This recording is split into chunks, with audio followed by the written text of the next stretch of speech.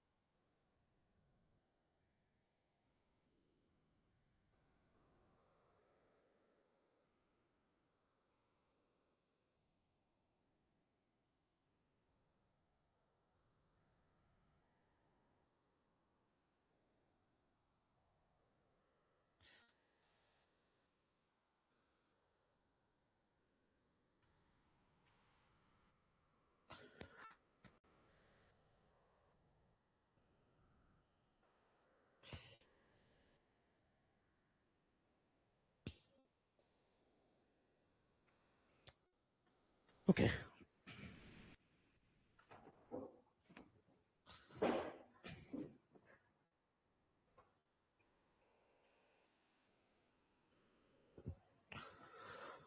Hello student, welcome to Baithaki education institution. আমাদের নেটের already unit 6 কিন্তু আমরা কমপ্লিট করে ফেলেছি, মডার্ন ইন্ডিয়া। ক্লিয়ার? যারা যারা আমাদেরকে অনলাইনে দেখছো তাদেরকে একটাই কথা বলার, আমাদের কিন্তু কোর্সেস শুরু হয়ে গিয়েছে।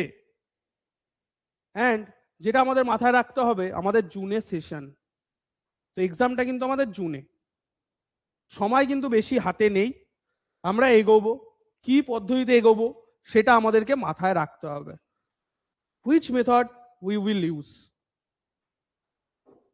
আমাদের মডার্ন ইন্ডিয়ার যে পোর্শনটা আমরা জানি সেটা কতটা সবসময় জেনে এসেছি ব্রিটিশ থেকে, লাস্ট 2003, রাইট? কিন্তু 2003 অবধি পড়ার বদলে বর্তমানে কিন্তু 2013 অবধি তোমাদেরকে পড়তে হবে। ক্লিয়ার? কেন? কোয়েশ্চেন আসছে ইউনেস্কো হেরিটেজ সাইট থেকে, কোয়েশ্চেন আসছে নতুন নতুন রেস্টোরেশন থেকে। এই জিনিসগুলো কিন্তু আমাদেরকে নজরে রাখতে হবে। আমি প্রথমেই বলেছি, প্রত্যেকটা ক্লাসে আমি একটাই জিনিস তোমাদেরকে বলি, যে মাথায় রাখতে হবে আমাদের কিন্তু মিনিস্ট্রি অফ কালচারের ওয়েবসাইট ফলো করতে হবে, এএসআই এর ওয়েবসাইট ফলো করতে হবে, আদারওয়াইজ এক্স হ্যান্ডেল রয়েছে সেখান থেকে দেখবো, ইনস্টাগ্রাম রয়েছে সেখান থেকে দেখবো। Social media not just for your বিনোদন পারপাস, সেটাকে মাথায় রাখতে হবে, এটাকে আমার এডুকেশন পারপাস কাজে লাগাতে হবে।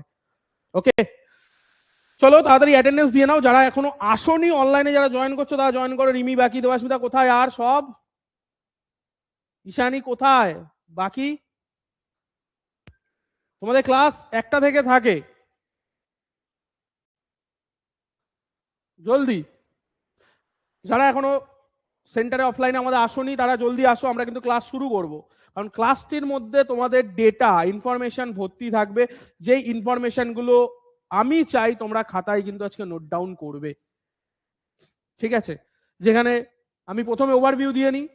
ব্রিটিশ সাম্রাজ্যের শুরুটা আমরা করব ঠিকই, করার আগে মডার্ন ইন্ডিয়া সম্পর্কে জানার জন্য আমার কি কি ডেটা লাগে, সোর্স কি কি লাগে, কোনগুলোকে আমি সোর্স বলে গ্রহণ করব, কোনগুলোকে আমি সোর্স বলবো না, কোনগুলো আমার কাজে লাগবে, কোনগুলো আমার এক্সামে আসবে, সেই জিনিসগুলো কিন্তু আমার এখানে দেখতে হবে। ক্লিয়ার? ওকে, তারপর আমরা দেখব যখন অ্যাডভেন্ট অফ ইউরোপিয়ান যখন আমার আসবে, ইউরোপিয়ানসরা কি করে তোমার ভারতে ঢুকছে, প্রথমে কি ব্রিটিশ ঢুকছে নাকি অন্য কেউ ঢুকছে, সেই জিনিসগুলো কিন্তু মাথায় রাখতে হবে। প্লাস ইউরোপিয়ানসের পরে আমাকে দেখতে হয় প্রথম কি ব্রিটিশ ঢুকেছিল নাকি আরবিয়ানসরা ঢুকেছিল, নাকি অটোমানরা ঢুকেছিল, কোন কান্ট্রি সবার প্রথম ভারতে প্রবেশ করছে, সেই জিনিসগুলো কিন্তু আমাকে এখানে ইউজ টু হতে হবে। ওকে, চলো আমরা জেআরএফ ক্র্যাক করার পথে এগোচ্ছি, আর আলটিমেট মোটো আমাদের জেআরএফ আমরা ক্র্যাক করবই। ওকে, ক্লিয়ার? তো জেআরএফ আমাদের ক্র্যাক করতেই হবে। চলো দেরি করবো না, যারা যারা অনলাইনে দেখছো আমাদেরকে চলো অনলাইন শুরু করে দিই, অনলাইনে অনেকেই আছো। চলো স্টার্ট করি। ওকে, তার আগে বলে নিই, যারা যারা আমাদেরকে দেখছো এবং জয়েন করতে চাও তাদের জন্য কিন্তু নিচে দেওয়া রয়েছে নম্বর, সেখানে কিন্তু তোমরা কল করতে পারো, কল করে কিন্তু নিজেরা অ্যাডমিশন নিতে পারো। ওকে, প্রত্যেকটি সাবজেক্ট তো অ্যাভেলেবেল রয়েছেই, তার সাথে সাথে তোমাদের পছন্দসই যদি কোনো সাবজেক্ট থেকে থাকে বা কিছু থাকে সেগুলো আমাদেরকে জানাও, উই উইল ম্যানেজ। ওকে, চলো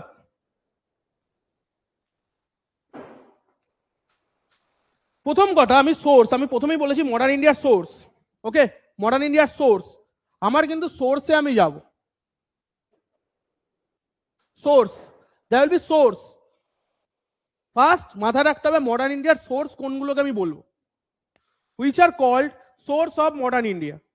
first, there is many, but যেহেতু আমার রিটেন এভিডেন্স চলে আসছে, মডার্ন ইন্ডিয়ার ক্ষেত্রে কিন্তু আমার রিটেন এভিডেন্স আসছে, যখনই আমার রিটেন এভিডেন্স আসছে, রিটেন এভিডেন্স যখনই আমার চলে আসছে, তার মানে কি আমি এখানে ওরাল প্র্যাকটিসও পাবো।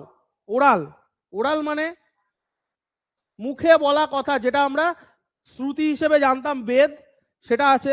তার সাথে সাথে ফোক, ঠিক আছে, ফোক টেলস, সেই জিনিসগুলো কিন্তু আমরা এখানে জানতে পারবো। ক্লিয়ার? তো যখন আমি রাইটিং এভিডেন্সে আসছি, তার মানে আমার আর্কাইভাল মেথড চলে আসবে। What is archival method? Archive কি? What is archive? আর্কাইভ হচ্ছে বাংলায় যাকে আমরা বলি মহাফেজ খানা বা মহাফেজ বা সরকারি নথিপত্র যেখানে থাকে। ওকে, যদি সেটের জন্য যাও বাংলা ইংলিশ দুটো মিলিয়ে থাকবে, তো অসুবিধা হবে না, মানে পেয়ে যাবে। কিন্তু যদি নেটে যাও তখন তোমার কিন্তু হিন্দি আইদার ইংলিশ। তো আর্কাইভাল যে ম্যাটেরিয়ালস, সেখান থেকে আমার মাথায় রাখতে হবে আর্কাইভাল ম্যাটেরিয়ালস কোনগুলো। সবকিছুকে তো আমি ধরে নিতে পারি না, বই পত্র এগুলো কিন্তু আমি আর্কাইভাল ম্যাটেরিয়াল ধরবো না। আর্কাইভাল ম্যাটেরিয়াল এমন জিনিস যেটা কিন্তু আমার কোথায় থাকবে না, যেগুলো ফাংশন থাকবে। কোথায়? সরকারের ক্ষেত্রে। সরকারের ক্ষেত্রে ফাংশন থাকবে। ফাংশন কিরকম? যেইগুলো গভর্নমেন্টের তথ্য নিজেরা সংগ্রহ করে রেখেছে, ঠিক আছে, গভর্নমেন্টের তথ্য নিজেরা সংগ্রহ করে রেখেছে, সেই ধরনের কিন্তু আর্কাইভাল রেকর্ড থাকবে এখানে। ওকে, কিরকম আর্কাইভাল রেকর্ড?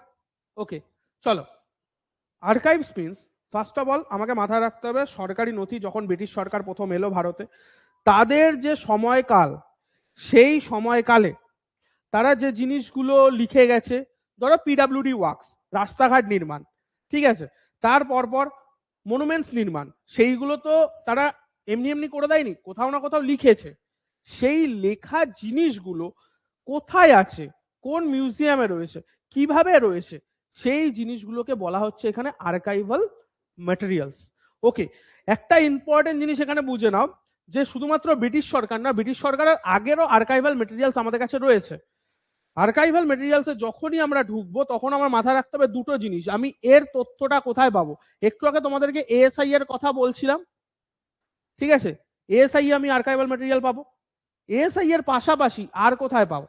নেহেরু মিউজিয়াম রয়েছে, দিল্লির আর্কাইভাল মিউজিয়াম রয়েছে, ইনক্লুডিং আমাদের এখানেও কলকাতাতে স্যার থমাস রোয়ের যে চার্চ, সেখানেও কিন্তু আমার রয়েছে, প্লাস সেন্ট জন চার্চ রয়েছে, রাইটার্স বিল্ডিং রয়েছে যেটা বর্তমানে ক্লোজড, বাট সেখানেও কিন্তু রয়েছে, ইনক্লুডিং আমাদের এখানে যত স্ট্রিট কলকাতার, কর্নওয়ালি স্ট্রিট বলো, ওয়েলিংটন বলো, তারাতলা আমরা জানি, তারপর হচ্ছে তপসিয়া বলো, ঠিক আছে, ক্রসিং সাইড বলো, ক্রস ওভার রাইড বলো, তারপর তোমার ইএম বাইপাস তো রিসেন্ট হালে হয়েছে, বাট ওইগুলোকে ছেড়ে আমি যখনই যাব, ঠিক আছে, যেসর রোড বলো, প্রত্যেক কটা রোডস এর যে নামকরণ আর্কাইভাল মেটেরিয়ালসে রয়েছে। কেন রয়েছে? কারণ ব্রিটিশ যখন রাস্তাঘাট তো তখনও বানাতে হতো, রাস্তাঘাট তখনকার দিনেও কিন্তু বানানো হতো, ঠিক আছে, রাস্তাঘাট কিন্তু তখনকার দিনেও বানানো হতো, এইটুকু আমাদের মাথায় রেখে চলতে হবে। যখন আমার রাস্তাঘাট তৈরি হচ্ছে, তার হিসেব নিকেশ কোথা দিয়ে আসতো, টাকা কোথার থেকে আসতো, তখন ব্রিটিশ সরকার স্টার্ট করে লটারি। লটারি। লটারি কেন স্টার্ট করে? এখনো যেটা পশ্চিমবঙ্গে রয়েছে state lottery, state government lottery, যেরকম বলে না Nagaland lottery, dear lottery, Punjab state, কিসের জন্য লটারি কি কাজে লাগে? লটারি ইজ নট ফর এখন যেটা আমরা দেখি সেরকম নয়। তখনকার দিনে প্রথম লটারি চালু হয় এবং কোথায় চালু হয়? সেটা কলকাতাতে চালু হয়। কেন চালু হয়েছিল? কারণ কলকাতার রাস্তাঘাট নির্মাণ, ব্রিটিশের অত কোষাগার নেই, তখনও কোষাগার নির্মাণ হয়নি। ব্রিটিশ যখন প্রথম আমাদের শাসন ব্যবস্থা হাতে তুলে নিয়েছিল তখনও কোষাগার ছিল না, তো টাকা কোথার থেকে আসবে? তখন তারা ইন্ট্রোডিউস করে লটারি। মানুষ লটারি কিনছে এবং লটারির টাকাগুলো ব্রিটিশের কাছে যাচ্ছে, যার ফলে সেই টাকাগুলো কিন্তু রিইনভেস্ট হচ্ছে। রিইনভেস্ট কোথায় হচ্ছে? Street lights, lamp, Bridges and railways, এতগুলো জায়গায় কিন্তু জিনিসগুলো কাজে লাগছে। ওকে, এতগুলো জায়গায় জিনিসগুলো কিন্তু আমার কাজে লাগছে। এতে লাভটা কি হচ্ছে? কি লাভ হচ্ছে? তার কারণ আমরা তখন কি পাচ্ছি? আমাদের মডার্ন যে স্ট্রিট, সেই স্ট্রিটগুলো কিন্তু আমরা এখানে পেয়ে যাচ্ছি। এইবার আমরা যেটা দেখব, আর্কাইভাল রোল, আর্কাইভাল ম্যাটেরিয়াল তোমার প্লে ভাইটাল রোল কিসে? না, হিস্ট্রি রাইটিংসে। কারণ তোমার যত মডার্ন হিস্ট্রি নিয়ে যখন তুমি রিসার্চ করবে, তোমাকে কিন্তু এই আর্কাইভাল ম্যাটেরিয়াল হাত দিতেই হবে, সেটা নিউজ পেপার হোক আর যাই হোক। ক্লিয়ার? তোমাকে হাত দিতেই হবে, না হলে তোমার রিসার্চ কিন্তু ইনকমপ্লিট থেকে যাবে। ওকে, সেই জিনিসটা মাথায় রাখতে হবে। যেরকম আর্কাইভস এর মধ্যে যদি আমি দেখি মডার্ন ইন্ডিয়ার মধ্যে যেগুলো সিকিওর করা আছে, কোথায় কোথায় সিকিওর করা আছে? নিশ্চয়ই মিউজিয়াম থাকবে আমার, সেই মিউজিয়ামের মধ্যে কিন্তু আমার সিকিওর করা আছে। কোন কোন মিউজিয়াম? যেরকম ধরো ভাইসরয়ের যে ডকুমেন্টস, ভাইসরয় আমাদের এখানে ছিল তো, গভর্নর জেনারেল ভাইসরয়, তাদের তো ডকুমেন্টস রয়েছে, কিছু না কিছু তো লিখে গেছে। ওয়ারেন হেস্টিংস এর হাতের লেখা আমরা ছবি দেখি মাঝে সাঝে, লর্ড বেন্টিংয়ের আমরা হাতের লেখার ছবি দেখি, সেগুলো নিশ্চয়ই স্টোর আছে বলে আমরা এখনো ছবি দেখতে পাচ্ছি সেই সময়ে। তো তাদের হাতের লেখা বর্তমানে কম্পিউটার হাতের লেখার থেকেও মানে অনেক বেটার। যেগুলো আমরা দেখেছি মনে হয় যেন কেউ পেন্টিং করে রেখে দিয়েছে, এরকম আর্কাইভাল মেথড। মানে ওইভাবে আমরা ওই জিনিসগুলো কিন্তু প্রেজার্ভ করেছি এত সুন্দর ওয়েতে, সেই কারণে আমাদের সুন্দরতা ওখানে দেখতে পাই। এবং তাদের সেক্রেটারি কোথায় রাখা রয়েছে? In the form of microfilms. What is microfilms? Microfilm সম্পর্কে আইডিয়া আছে কোনো? মাইক্রোফিল্ম হচ্ছে যেগুলো আমাদের আগেকার দিনে নেগেটিভস হতো, ক্যামেরার জন্য নেগেটিভস হতো, সেই রকমের জিনিসই ছোট ছোট ছোট ছোট আকারে তুলে রাখা রয়েছে, যেগুলো ধরো তুমি স্ক্রল করবে আস্তে আস্তে তোমার প্রজেকশনে যখনই আমি ফেলবো বড় লাগবে, সেগুলোকে বলা হয় মাইক্রোফিল্মস এখানে। ওকে, দেন কোথায় রাখা রয়েছে? National archives of India. Marking করো, নোট ডাউন করো। ওকে, অনলাইনে যারা আছো নোট ডাউন করো।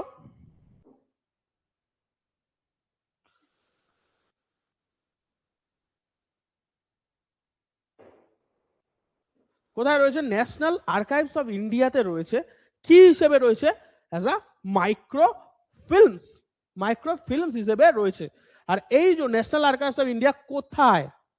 নিউ দিল্লি, দিল্লিতে রয়েছে new Delhi national archival, new Delhi এখন নাম বর্তমানে ন্যাশনাল আর্কাইভাল। ওকে, ঠিক আছে। এন্ড দেন এছাড়াও কোথায় রয়েছে? নেহেরু মিউজিয়াম এন্ড লাইব্রেরি, যেটাও কিন্তু দিল্লিতে অবস্থিত। Nehru museum and library, Nehru museum and library যেটাও কিন্তু দিল্লিতে অবস্থিত। বর্তমানে প্রচুর ফেক ইউনিভার্সিটিও কিন্তু দিল্লিতে অবস্থিত। এন্ড এটা তোমাদের ইউজিসি নেটের পেপার ওয়ানের জন্য কাজে লাগবে। কতগুলো টোটাল ডিম টু বি ইউনিভার্সিটি রয়েছে, কতগুলো প্রাইভেট ইউনিভার্সিটি, কতগুলো গভর্নমেন্ট ইউনিভার্সিটি জানা আছে তো? পেপার ওয়ানে কাজে লাগবে নেটে। কতগুলো ডিম টু বি ইউনিভার্সিটি, কতগুলো প্রাইভেট ইউনিভার্সিটি, কতগুলো গভর্নমেন্ট ইউনিভার্সিটি, সব কটা। আর মেয়েদের জন্য কতগুলো ইউনিভার্সিটি রয়েছে, সেগুলো কাজে লাগবে গুলো। ঠিক আছে, পেপার ওয়ানের জন্য। চলো, ওকে। নেহেরু মিউজিয়াম এন্ড লাইব্রেরি যেটা নিউ দিল্লিতে অবস্থিত, সেখানে রয়েছে। এছাড়াও আমরা কি দেখবো? নেহেরু মিউজিয়াম এন্ড লাইব্রেরিতে কি রয়েছে? Large number of documents.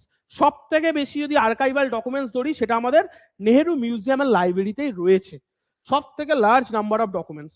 ঠিক আছে, এখানে যদি আমি মেনশন করিনি তবুও আমি বলে দিই, ওখানে মিনিমাম 36K মানে টোটাল 36,000 এর ওপর ভাইসরয় এবং সেক্রেটারির লেটার্স রয়েছে নেহেরু মিউজিয়ামে। 36,000-এর ওপর।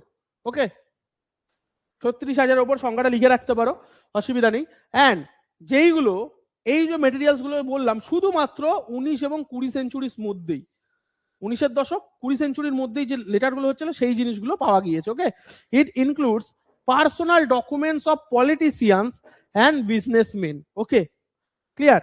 মানে শুধুমাত্র যে আর্কাইভালে তখনকার দিনে যে ভাইসরয় বা গভর্নর জেনারেলদের ছিল তা নয়, এর সাথে তৎকালীন পলিটিশিয়ানস এবং আরো যারা ছিল বিজনেসম্যান বড় বড় তাদের কথা, যেরকম যদি জামশেদজি টাটা, তার আর্কাইভাল মিউজিয়াম কিন্তু টাটার যে মিউজিয়াম রয়েছে বর্তমানে সেখানে রয়েছে, ঠিক আছে। ইনক্লুডিং আমরা জানি রাজীব গান্ধী যে বোমাতে মারা যান, তার যে ড্রেস সেটা কোথায় রয়েছে আমরা জানি। ইনক্লুডিং আরেকটা জিনিস বলা, আমাদের এখানে যখন কিংসফোর্ডকে হত্যা করা হয়েছিল বোমে, সেই কিংসফোর্ডের চাকা, মানে তার যে হর্স ড্রন গাড়ি, তার চাকা কিন্তু আলিপুর জেল মিউজিয়ামে রয়েছে। That is also archival. Okay, বন্দুকগুলো যেগুলো তোমার বাঘা যতীনের কাছ থেকে বন্দুক কিছু পাওয়া গিয়েছিল, ঠিক আছে, যতীন দাস, যাকে বাঘা যতীন বলি আমরা। তারপর হচ্ছে আরো যেরকম ধরো প্রফুল্ল চাকির সে ছোট্ট নলালা বন্দুক, এই আঙ্গুলের মতো বন্দুক, কেই আঙ্গুলের মতো বন্দুক, সেই বন্দুকের চিহ্নগুলো রয়েছে। চন্দ্রশেখর আজাদের যে বন্দুক, সেই বন্দুক আলিপুর জেল মিউজিয়ামে রয়েছে। অনেক কিছু বোমার যে সেল, সেগুলো কিন্তু আলিপুর জেল মিউজিয়ামে রয়েছে বর্তমানে। ওকে, সেগুলো কিন্তু আমাদের আর্কাইভালের আন্ডারে পড়ে। ওকে, ক্লিয়ার? চলো নেক্সট আমরা দেখি documents of provincial rulers, peasants and labour association and other documents related to political parties and activity. সব জিনিস কিন্তু আমার কিন্তু এই আর্কাইভাল মেটেরিয়ালস এর মধ্যে রয়েছে। ক্লিয়ার? আচ্ছা, এছাড়াও letter of governor and other official are kept secure in official, এটা মার্ক করে, এটা ভারতের বাইরে, অফিস লাইব্রেরি অ্যাট লন্ডন। ভারতের তখনকার দিনে গভর্নর জেনারেল যারা ছিল তাদেরগুলো এখনো কিন্তু ব্রিটিশের যে আর্কাইভাল মিউজিয়াম সেখানে রয়েছে, লন্ডন, ঠিক আছে। এটা ভারতের বাইরে, ক্লিয়ার, ভারতের বাইরের মিউজিয়ামে রয়েছে।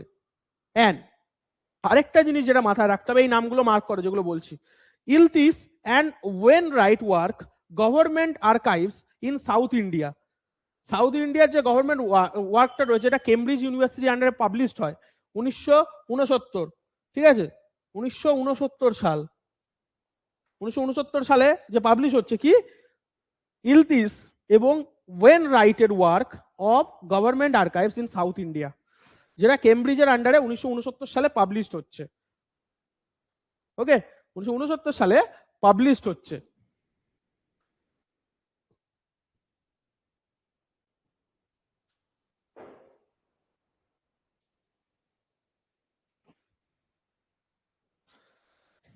ক্লিয়ার? নোট ডাউন করো, যদিও তোমাদের নোট দেওয়া রয়েছে সেখানেও পেয়ে যাবে, তবু আমি যেগুলো যেগুলো বলছি মার্কিং করে নোট ডাউন করো।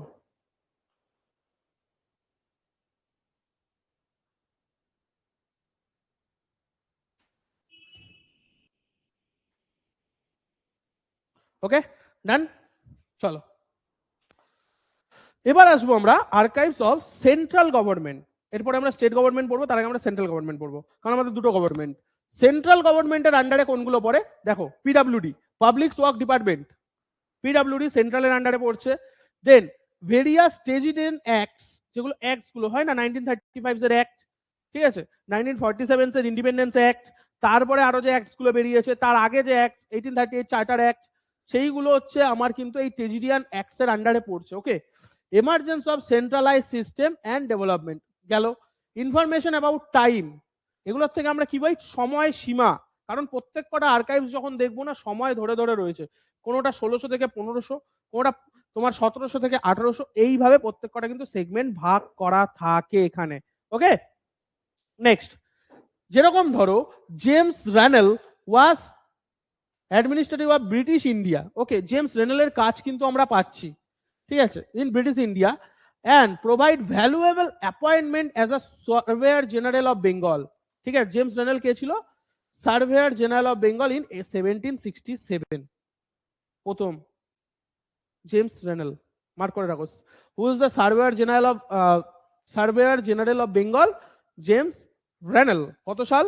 1767, 1767।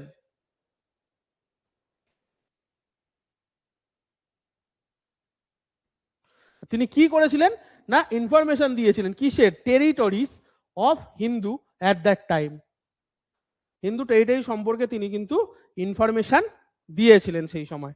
ওকে, সেন্ট্রাল গভর্নমেন্টের জন্য তিনি কিন্তু এক্সপেক্টেড ছিলেন, এবং তিনি সার্ভেয়ার জেনারেল অফ বেঙ্গল ছিলেন 1767 সালে। ওকে, ক্লিয়ার? চলো, ওকে, এইবার স্টেট গভর্নমেন্টের আর্কাইভস। সেন্ট্রাল গভর্নমেন্ট দেখলাম, সেন্ট্রাল গভর্নমেন্ট অবশ্যই পিডব্লিউডি নিয়ে কাজ করে।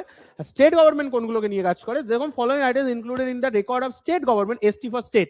ওকে, state government such as erstwhile British provinces এর কথা, তখনকার দিনে তো ব্রিটিশ প্রভিন্স, কারণ আমার মডার্ন ইন্ডিয়ার ব্রিটিশটা পড়তে হচ্ছে, বর্তমান পড়বো না আমরা, ঠিক আছে।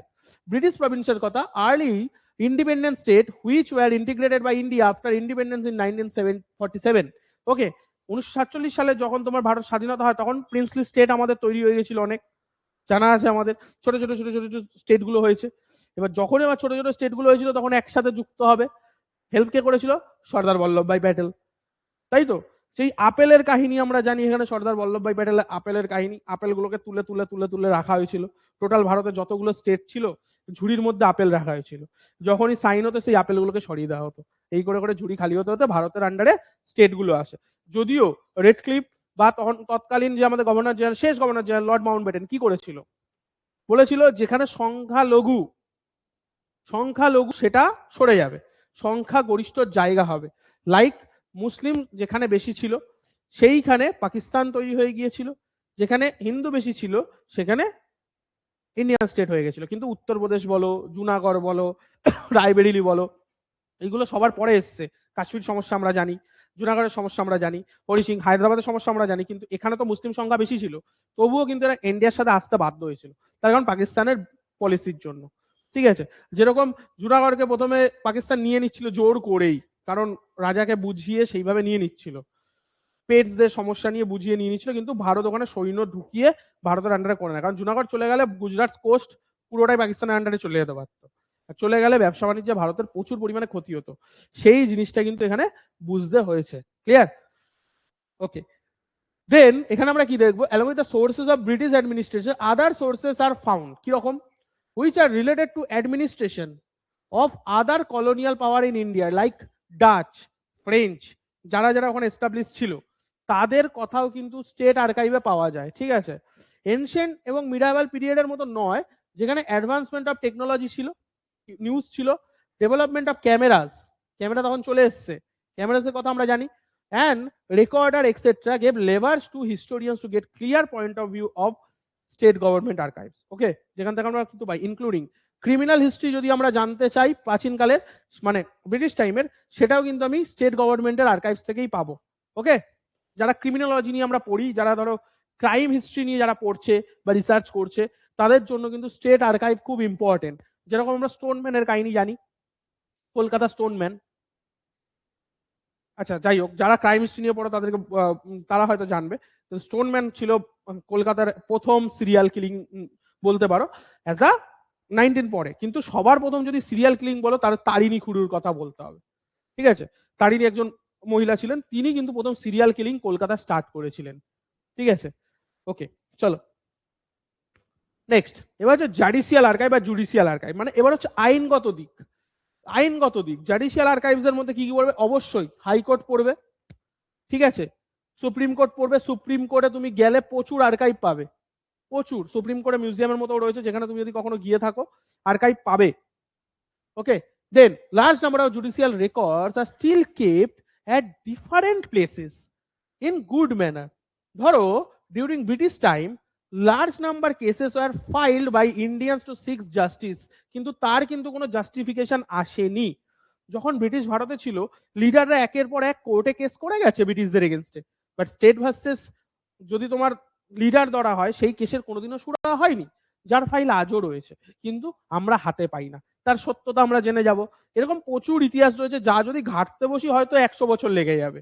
এরকম অঢেল কেস রয়েছে যেগুলো কিন্তু আমরা হাতে পাই না। কিন্তু যদি আমরা দেখতে চাই প্রি পলাশি রেকর্ড, পলাশির আগের 1757 আগের mayor's court at Fort Williams have been lost. Fort উইলিয়ামের যে মেয়র লস, সেখানে কিন্তু প্রচুর ডেটা ছিল, সবকিছু নষ্ট হয়ে গিয়েছে, যার আমাদের হাতে নেই, হয়তো ব্রিটিশরাই পুড়িয়ে দিয়েছে, জানতে দেবে না বলে। But those for the year 1757 থেকে 73 অব্দি, সেটা আবার আছে kept in the record room of Calcutta high court. কোথায় রাখা রয়েছে?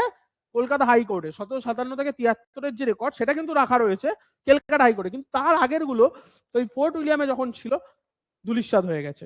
কিভাবে হয়ে গেছে আমরা কিন্তু তা জানি না। ওকে, আচ্ছা, along with the archives of the Supreme Court of Bengal, বেঙ্গলে কিন্তু সুপ্রিম কোর্ট ছিল তখন, জানা? ওকে, সেই টাইমে কিন্তু বেঙ্গলে আমার সুপ্রিম কোর্ট ছিল। Clear? Okay. Other regional court also contain various type of sources such as will, যেগুলো আমাদের দলিল দস্তাবেজ বানিয়ে যায় সেগুলো, probates, a letter of administrative proceeding and minutes, resolution করতে হয় কোনো কিছু করার আগে, সেই জিনিসগুলো কিন্তু এখানে জানানো আছে। ওকে, চলো next. Many of the judicial document helped in curtailing socio-economic condition of the society, দস্তাবেজ সোশিও ইকোনমিক কন্ডিশন ঠিক করতে সাহায্য করেছিল। And archives of the mayor's court at fort saint George are the earliest known record available till now. ঠিক আছে, এটা মাথায় রাখবে। প্রথম আর্লিয়েস্ট রেকর্ড কোনটা? এই ফোর্ট সেন্ট জর্জের রেকর্ডটা। ঠিক আছে, আর্লিয়েস্ট জুডিশিয়াল রেকর্ড কোথাকার? ফোর্ট সেন্ট জর্জের রেকর্ড। ফোর্ট সেন্ট জর্জের রেকর্ড কিন্তু সব থেকে earliest record of judicial. Okay, Fort Saint জর্জেসের রেকর্ড হচ্ছে earliest known records available till now. Okay, অনলাইনে বোঝা যাচ্ছে সবার? শোনা যাচ্ছে তো সব? ওকে, ঘুমিয়ে যেন না পড়া হয়। ওকে, নেক্সট আমরা এতক্ষণ আর্কাইভস দেখলাম, এবার আমরা দেখবো biographies and memoirs, not memories, memoirs. Okay, what is memoirs and what is biography? What is the difference between those two? কি ডিফারেন্স কি? What is biography? দেখি অনলাইনে যারা আছো বলো বলো।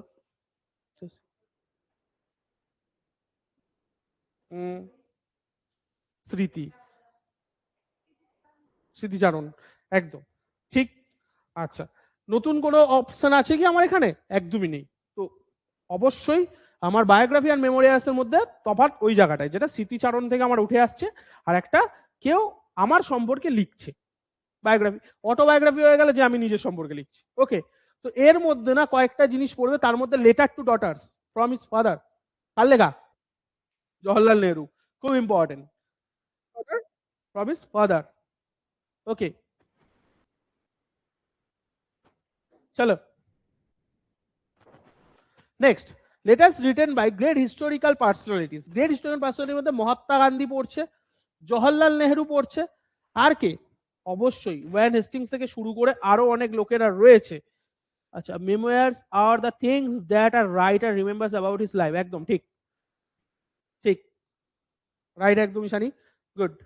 চলো, ওকে, সেই সময় আমার মাথায় রাখতে হবে জওহরলাল নেহরুর লেখা শুধুমাত্র ওই যে letter to his daughter from his father এরকম এইটুকু নয়, এছাড়াও আমরা যদি একটু ব্রিটিশের দিকে যাই, মানে ইউরোপিয়ান হিস্ট্রি, তখন বিসমার্কের যে লেটার, বিসমার্ক তো অ্যাকচুয়ালি লেখেনি, এমস টেলিগ্রাম বলে আমরা যে কাহিনীটা জানি, এমস টেলিগ্রামের কাহিনী মনে আছে ইউরোপিয়ান হিস্ট্রিতে? বিসমার্ক ওয়ার্ড চেঞ্জ করে দেবে, যুদ্ধ যার জন্য বাঁধবে, এমস টেলিগ্রাম। ইউরোপিয়ান হিস্ট্রি একদমই নেই, নীল। যদি ইউরোপিয়ান হিস্ট্রি আমার নেটে কাজে লাগে না, সেটার জন্য অসুবিধা নেই। ওই যখন যুদ্ধ চলছিল, লেটারটা যাচ্ছিল, বিসমার্ক তোমার সেনা নিয়ে মজুদ ছিল একটা জায়গায়, এমস নামক একটা জায়গায়, সেখানে যখন এক দূত, রাশিয়ার দূত এমস থেকে আসে এবং ওই জায়গায় এসে বিসমার্কে লেটারটা দেয় জার্মানির রাজাকে দেবে বলে, ফ্রান্স তৃতীয় উইলিয়ামকে, সেই সময় তোমার সেই লেটারের মধ্যে বিসমার্ক কিছু ওয়ার্ড চেঞ্জেস করে দিয়েছিল। তারপর গিয়ে রাজার কাছে পৌঁছলো, এমন মনে হয়েছিল যে ডিরেক্ট অস্ট্রিয়া বলছে প্রাশিয়াকে আক্রমণ করবে, কথা বিকৃত করে দেওয়া। That is call Ems telegram incident. পড়েছো ক্লাস 8-9 থেকে বা 11-12 পড়েছো, বাট যেহেতু আমাদের মডার্ন ইন্ডিয়া অতটা নেই, ওই জন্য আমাদের অতটা কাজে লাগে না। But this is the thing that European history offer you. And আমাদের ইন্ডিয়ানদের একটা প্রবলেম, ইউরোপিয়ানরা বেসিক্যালি যেটা হয়, ভারতের ইতিহাস নিয়ে প্রচুর চর্চা করে, প্রচুর রিসার্চ করে। কেন বলতে পারবে? আমি এটা আমার প্রত্যেক কটা নেট যারা রয়েছে রিসার্চার, প্রত্যেককে একটা কথা বলবো, কেন বলতে হবে যে ইউরোপিয়ানরা কেন ইন্ডিয়ানকে বাছে, ইন্ডিয়ান হিস্ট্রি ভাস্ট বলে? একদমই নয়। কারণ ইউরোপিয়ানরা ইন্ডিয়ানদেরকে কাউন্টার খুবই কম করতে পারবে, তাদের রিসার্চ ইজিলি পাবলিশড হয়। তেমনি আমরা যদি ইন্ডিয়াতে বসে ইউরোপিয়ান হিস্ট্রিকে তুলে ধরি না, তাহলে আমাদের রিসার্চও কিন্তু ভালোভাবে পাবলিশ হবে। কিন্তু প্রবলেম কোথায়? অ্যান্ড আমাদের হিস্ট্রি কিন্তু ওয়ার্ল্ড দরবারে ভালো পাবে। প্রবলেম কোথায়? আমাদের সাথে ওদের প্রবলেম কোথায়? যেখানে আমাদের এখানে কোনো মানে যাই হোক, বড় বড় যারা রয়েছেন, প্রফেসর হোক যাই হোক, তারা কিন্তু বেশিরভাগ কাউন্টারে কেউ যায় না। ওকে, বাট তুমি যখন ওয়ার্ল্ড হিস্ট্রিতে এন্টার করবে তখন কিন্তু কাউন্টার আসবে। আর আমাদের এখানে যখনই রিসার্চের স্কোপ আছে তোমাকে দেখতে হবে ইন্ডিয়ান পার্সপেক্টিভ।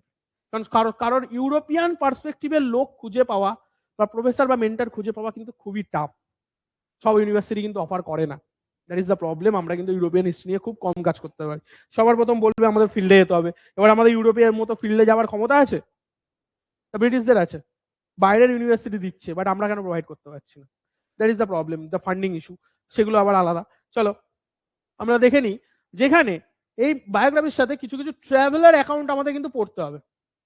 ট্রাভেলার কারা? আমরা প্রথম দফায় জানতাম এনশিয়েন্ট টাইমে হিউয়েন সাং, ফাইয়েন, এদের ট্রাভেলিং অ্যাকাউন্টস আমরা জানি। যেরকম আমির খসরু, আবুল ফজল, এদের কথা আমরা জানি। এরাও তো ট্রাভেলার। বেসিক্যালি ভারতে এসে বসে গেছেন ঘাটি গেড়ে, সেটা আলাদা বিষয়, but they are the traveller. Okay, যেরকম তোমার ফ্রান্সিস বার্নিয়ার রয়েছে, ডোমিঙ্গো পায়েস রয়েছে, নুনেজ রয়েছে, আমরা এদের কথা জানি। ঠিক আছে, এদের অ্যাকাউন্টস কিন্তু as a traveller accounts. Okay, যেরকম Periplus of the Erythraean Sea নাম জানি আমরা। সবার প্রথম আর্লিয়েস্ট ডকুমেন্টস অফ আর্থ, কিন্তু কে লিখেছেন জানি না। কোন সেলার? Unknown seller. কে লিখেছেন জানি না, বাট ফার্স্ট লেটার তো লেখা তো সেটাই। ঠিক আছে, Periplus of the Erythraean Sea, সেটাই। চলো, এই সময় লার্জ নাম্বার অফ পিপল, যেখানে বলাই হচ্ছে visited India during modern period, 1700 পর। ঠিক আছে, মডার্ন পিরিয়ডে কিন্তু প্রচুর লোক এসছে, প্রচুর লোক। প্রথম যাদের কথা আমাদেরকে মাথায় রাখতে হবে as per UGC net perspective, সেটা মাথায় রাখতে হবে যারা এসেছিল বেশিরভাগ কিন্তু traders, travellers, missionaries and civil servant. Civil servant কারা?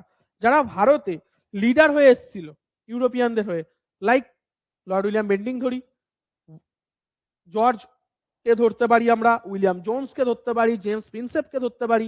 এই ধরনের নামগুলো কিন্তু আমরা এখানে ধরতে পারি। Okay, clear? চলো, অ্যান্ড সিভিল সার্ভিস কিন্তু গিভেন করেছিল কি ডাইভার্সিফাইড ইনফরমেশন দিয়েছিল অ্যাবাউট কি ইন্ডিয়ান সোসাইটির জন্য। ইন্ডিয়ান সোসাইটি হিসেবে কিন্তু তারা ইনফরমেশন দিয়েছিল। They travel throughout the subcontinent. ইন্ডিয়াকে কিন্তু সবসময় সাবকন্টিনেন্ট বলা হয়। India is not a continent, it's a subcontinent. Okay, and depicted condition of the each region, মানে সাউদার্ন রিজিয়ন বলো, ইস্টার্ন রিজিয়ন বলো, ওয়েস্টার্ন রিজিয়ন বলো, সবের কথাই কিন্তু এখানে বলা হচ্ছে। Okay, then some famous travellers of British India were Alexander Burnes. নামটা মার্ক করো, আলেকজান্ডার বার্নস। ওকে, যিনি কিন্তু ট্রাভেলস ইনটু বোখরা, তার লেখা travels into Bokhara. Okay, Alexander বার্নসের লেখা ট্রাভেলস ইনটু বোখরা, সেটা তার লেখা। এর পাশাপাশি John Butler, not George Butler যে ইংল্যান্ডের ক্রিকেটার, সে নয়, জন বাটলার, তিনি কি লিখেছিলেন? Travels and adventure in the province of Assam, মানে নর্থ ইস্টকে বেঁচেছিল। ঠিক আছে, নর্থ ইস্টকে বেঁচেছিল। Okay, then C J Davidson, আমি স্টার করে দিচ্ছি, পরীক্ষায় আসে। C J Davidson, C J ডেভিডসনের diary of the travels and adventure in the upper province, যেটা নর্দার্ন ইন্ডিয়ার কথা কিন্তু উনি পুরোপুরি তুলেছিলেন। C J Davidson, not C J Thomson, যে তোমার 3S সিস্টেম দিয়েছিল। ঠিক আছে, সি জে ডেভিডসন, কিন্তু সি জে থমসন নাই কিন্তু। Okay, C Davidson, C Davidson, not Thomson.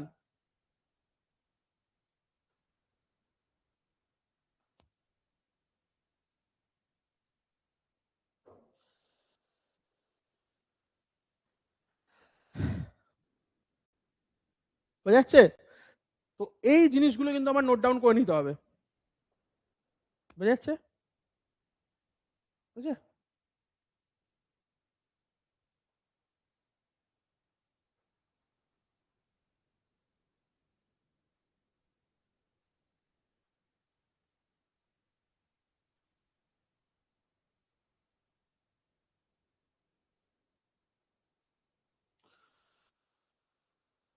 Okay, let's continue. চলো, this travellers account are reliable source of constructing the history of modern India. Travellers account ছাড়া কিন্তু আমরা ভারতের যে geographic location সেটা কিন্তু জানতে পারতাম না। অবশ্যই ফাইয়ানের মতো লোকও কিন্তু ভারতকে, ইনক্লুডিং মেগাস্তিনিসের ইন্ডিকা, যার জন্য কিন্তু আমরা ভারতের অনেকটা ইতিহাস আমরা জানতে পারি। ক্লিয়ার? সেই জিনিসটা মাথায় রাখতে হবে।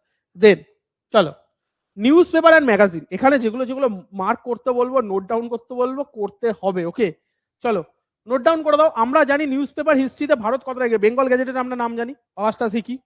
ঠিক আছে, অগাস্টা সিকিস করা বেঙ্গল গ্যাজেট জানা? তোমার কি ছিল, এনসেন্ট ইন্ডিয়া নাকি মডার্ন? এনসেন্ট ছিল না, ওই জন্য একটু থতমত, বুঝতে পারছি। সংস্কৃত কলেজ, এই সংস্কৃত ইউনিভার্সিটি, তাই তো? হুম, ওকে চলো, পড়েছো বাট ওটা তো আমাদের সংস্কৃতি কি হয় তোমাদের ওখানে তো ওখানে তো থাকবেই, এবং মাস্টার্সে যখন করছো তখন তো আবার এই জিনিসগুলো শিফট হয়ে গেছে পুরোপুরি, ছিল? ওকে, তাহলে গ্রেট। চলো, এখানে দেখো নিউজ পেপারের কথা যেগুলো মাথায় রাখতে হবে, অগাস্টা সিকিস বেঙ্গল গ্যাজেট রয়েছে। ঠিক আছে, অগাস্টা সিকিস বেঙ্গল গ্যাজেট, সেটা আমাদের পড়তে হবে যে অগাস্টা সিকিস বেঙ্গল গ্যাজেট কিন্তু ফার্স্ট নিউজ পেপার। তারপর এখনকার দিনে বর্তমানে তোমরা যদি হিস্ট্রির ক্ষেত্রে জানি সাবস্ক্রিপশন বিশাল মানে অ্যামাউন্ট নেয়, বাট যদি কারোর থেকে থাকে এই যে এই পেপারটা দ্য হিন্দু, দ্য হিন্দু পেপারটা যদি তোমরা কোনোভাবে জোগাড় করতে পারো ডিজিটাল কপি, ইতিহাসের জন্য সব থেকে বেস্ট। দা হিন্দুর সাবস্ক্রিপশন যদি কারো কাছে থেকে থাকে, মানে পাওয়া খুব মুশকিল, একমাত্র বুক ফেয়ারে গেলেই তুমি একটা ওরা পেপার মতো কপি দেবে যেটা কিন্তু তোমার হিস্ট্রির পুরো ডিটেলস দেওয়া থাকে। তো এই জিনিসগুলো কাজে লাগে। ঠিক আছে, হিন্দুর নিউজ পেপার কিন্তু প্রচুর কাজে লাগে। ওকে, সেই জিনিসটা মাথায় রাখতে হবে। অ্যান্ড আমার এখানে যেটা বলার, যে প্রিন্টিং যখন শুরু হয়ে যাচ্ছে, ফার্স্ট প্রিন্টিং তো আমার গুটেনবার্গ না, জার্মানি গুটেনবার্গ, বাট ভারতের কোথায় প্রথম প্রিন্টিং? শ্রীরামপুর, শ্রীরামপুর। ঠিক আছে, উইলিয়াম কেরি, মালদা আছে না, শ্রীরামপুর ত্রয়ী নামে পরিচিত তিনজন, কে কে? উইলিয়াম কেরি, জোসুয়া মার্সম্যান, আরেকজন কে? অনলাইনে কে বলো শুনি, এগুলো মনে রাখতে হবে। ঠিক আছে, শ্রীরামপুর ত্রয়ী নামে পরিচিত। Okay, okay, trio of Serampore. Okay, after the introduction of printing by the Portuguese, ভারতে কিন্তু প্রথম প্রিন্টিং এর যে সূচনা করেছিল তারা হচ্ছে পর্তুগিজ, পর্তুগিজরা স্টার্ট করছে। Okay, large scale printing of newspaper, magazine and journals were witnessed during 19 and 20th century. 19 এবং 20 দশকে কিন্তু প্রচুর পরিমাণে জার্নালস এবং নিউজ পেপার আমরা ভারতে দেখতে পাই। ওকে, ক্লিয়ার? দেন এর সাথে মাথায় রাখতে হবে দে ওয়ার পাবলিশড ইন কতগুলো language, English, Hindi and other vernacular. What is vernacular language? যে আমরা যেই ল্যাঙ্গুয়েজে কথা বলছি সেটা মাদার ট্যাং, বাট আমাদের ভার্নাকুলার ল্যাঙ্গুয়েজ কি? তখন আমরা সেইখানে যেখানে আছি বা সেখানকার ভাষা জানি না, সেই ভাষা নিয়ে যখন আমরা লিখবো সেটা কিন্তু ভার্নাকুলার ল্যাঙ্গুয়েজ বলা হয়। লাইক সব জায়গায় কিন্তু বর্তমানে আমরা ভার্নাকুলার ল্যাঙ্গুয়েজ ইউজ করছি। ক্লিয়ার? চলো, যেরকম রিজিওনাল ল্যাঙ্গুয়েজ আমি এখানে মেনশন করে দিয়েছি, রিজিওনাল ল্যাঙ্গুয়েজ, রিজিওনাল ল্যাঙ্গুয়েজ নিয়ে কিন্তু আমরা কাজ করব। যেরকম কিরকম, they are the most reliable and authenticate source knowing about our past. Obviously newspaper কিন্তু সোর্স, এখনকার নিউজ পেপারের কথা বলছি না, তখনকার নিউজ পেপারের কথা বলছি। এখনকার নিউজ পেপার বাজে হয়ে গেছে, সহজ কথা পলিটিক্যাল দিক বেশি তোলা হয়। তো আমার এখন ওয়েস্টার্ন মিডিয়ার থেকেও ইস্টার্ন মিডিয়া সব থেকে যেন বাহ্যিক দিক বেশি দেখায়। আগেকার নিউজ পেপার কি ছিল, যেটাতে আমার টু দি পয়েন্ট তখনকার সমাজে কি কি ঘটছে সেই জিনিসগুলোকে তুলে আনা। যদি আমি হিন্দু দেখি, দ্য ইন্ডিয়ান এক্সপ্রেস দেখি, প্রত্যেক কটার এখনো কিন্তু কপি, আমি ওই যে টুইটার হ্যান্ডেল বললাম, এক্স হ্যান্ডেল যেটা বর্তমানে হয়ে গেছে, সেখানে গেলে কিন্তু Indian news paper and archives যদি আমি সার্চ করি, সেখানে আমি পেয়ে যাব কতগুলো আমার নিউজ পেপার রয়েছে, ইনক্লুডিং কিছু কিছু ক্ষেত্রে হিন্দু সাবস্ক্রিপশনও দেখেছি আমি ওখানে ছেড়ে দেয়। তো ইট উইল বি কাজে লাগবে তোমাদের। ওকে, চলো, knowing what past important newspaper of 19th and 20th century were English Times of India, not Times of India, যেটা বর্তমানে টাইমস অফ ইন্ডিয়া নাম হয়েছে, তখনকার দিনে নাম ছিল কি English Times of India. Okay, Times of India বর্তমান যেটা রয়েছে নিউজ পেপার, সেটা তখন ছিল English Times of India. Okay, clear? Statesman, যা আজও অস্তিত্বে রয়েছে, চৌরঙ্গিতে যার অফিস এখনো, আমাদের পার্ক স্ট্রিটের চৌরঙ্গিতে যার office, Statesman. Okay, then Madras Mail, যেটা মাদ্রাসি ভাষায় শুরু হচ্ছে কিন্তু ইংলিশেও ছিল। Okay, Madras Mail. Pioneer, Pioneer নিউজ পেপারের সাথে কে যুক্ত? একজন বিখ্যাত লিডার যুক্ত কিন্তু, ভারতীয়। এই জিনিসগুলো কিন্তু করতে হবে আমার। আচ্ছা, তারপরে সিভিল, আমি সব বলে দেবো, নিউজ পেপারে যখন আলাদা ক্লাস হবে তখন আস্তে আস্তে আমরা এগোবো এগুলো। ঠিক আছে, চলো, সিভিল অ্যান্ড মিলিটারি গ্যাজেট বা গ্যাজেটে, ওকে, গ্যাজেটই অনেকে বলে, গ্যাজেট অ্যান্ড দেন বেঙ্গলির মধ্যে বেঙ্গলি অমৃতবাজার পত্রিকা, নাম শুনেছ, বর্তমানে আনন্দবাজার পত্রিকা, ঠিক আছে, অমৃতবাজার পত্রিকা। বঙ্গবাসী অনেক দিন চলেছিল। দেন সোমপ্রকাশ, ঠিক আছে। কেশরী মারাঠিতে চলে এসেছিল, কে? বালগঙ্গাধর তিলক, মনে আছে, তাই তো? কেশরী পত্রিকা, ঠিক আছে। আচ্ছা, হিন্দু কবি বচন, হিন্দু কবি বচন, ঠিক আছে। সুধা, প্রদীপ, হরিজন, হরিজনের নাম তো জানোই, গান্ধীজি, ঠিক আছে। উদান্ত মার্টান্ট, ঠিক আছে, উদান্ত মার্টান্ট, এগুলো সব নিউজ পেপারের নাম, কিন্তু নোট ডাউন করে রাখো। উর্দুতে Al Hilal, not football club, ঠিক আছে, আল হিলাল, তখনকার দিনের নাম ছিল আল হিলাল, কোনো ফুটবল ক্লাবের নাম নয় কিন্তু, আরএসএল এর, ওকে। চলো, দেন আল বাইলগ বা বিলগ, এটাও তোমার উর্দু নিউজ পেপার। দেন হামদর্দ, ঠিক আছে। পাঞ্জাবিতে কি কি ছিল? গজর, ঠিক আছে। এগুলো প্রত্যেকটা ভাষার বা ভার্নাকুলার ল্যাঙ্গুয়েজ হিসেবে নিউজ পেপার কিন্তু আমার এখানে দেখা দিচ্ছে বা যাচ্ছে, ওকে।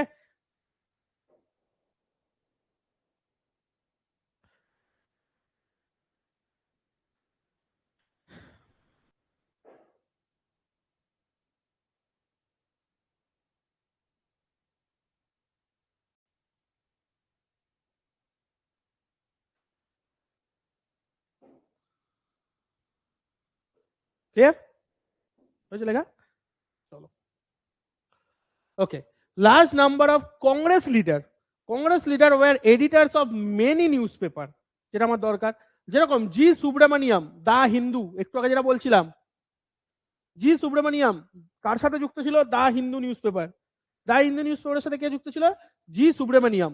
অ্যান্ড ভার্মা অফ অ্যাডভোকেট, ঠিক আছে, Varma of Advocate. And many newspaper and journals were commenced by Indian in foreign lands, বাইরে বিদেশে। যেরকম Indian Socialist by Shyamji Krishna Varma in England. Ghadar party মনে আছে ইংল্যান্ডে লেবার পার্টির সাথে যুক্ত ছিল, শ্যামজি কৃষ্ণা ভার্মা প্রথম পার্লামেন্টে ছিলেন কিন্তু, এই যে socialist, Indian socialist Shyamji Krishna Varma, okay, in ইংল্যান্ডে হয়েছিল। যেরকম বন্দে মাতারাম ইন প্যারিস, প্যারিসে কিন্তু এই নিউজ পেপারটা ছিল যার নাম ছিল বন্দে মাতারাম বাই মাদাম ভিকাজি কামা, ঠিক আছে। দেন তলবার ইন বার্লিন, জার্মানিতে, তলবার বার্লিন কার দ্বারা? বীরেন্দ্রনাথ চট্টোপাধ্যায়, এগুলো মার্ক করো, বীরেন্দ্রনাথ চট্টোপাধ্যায়।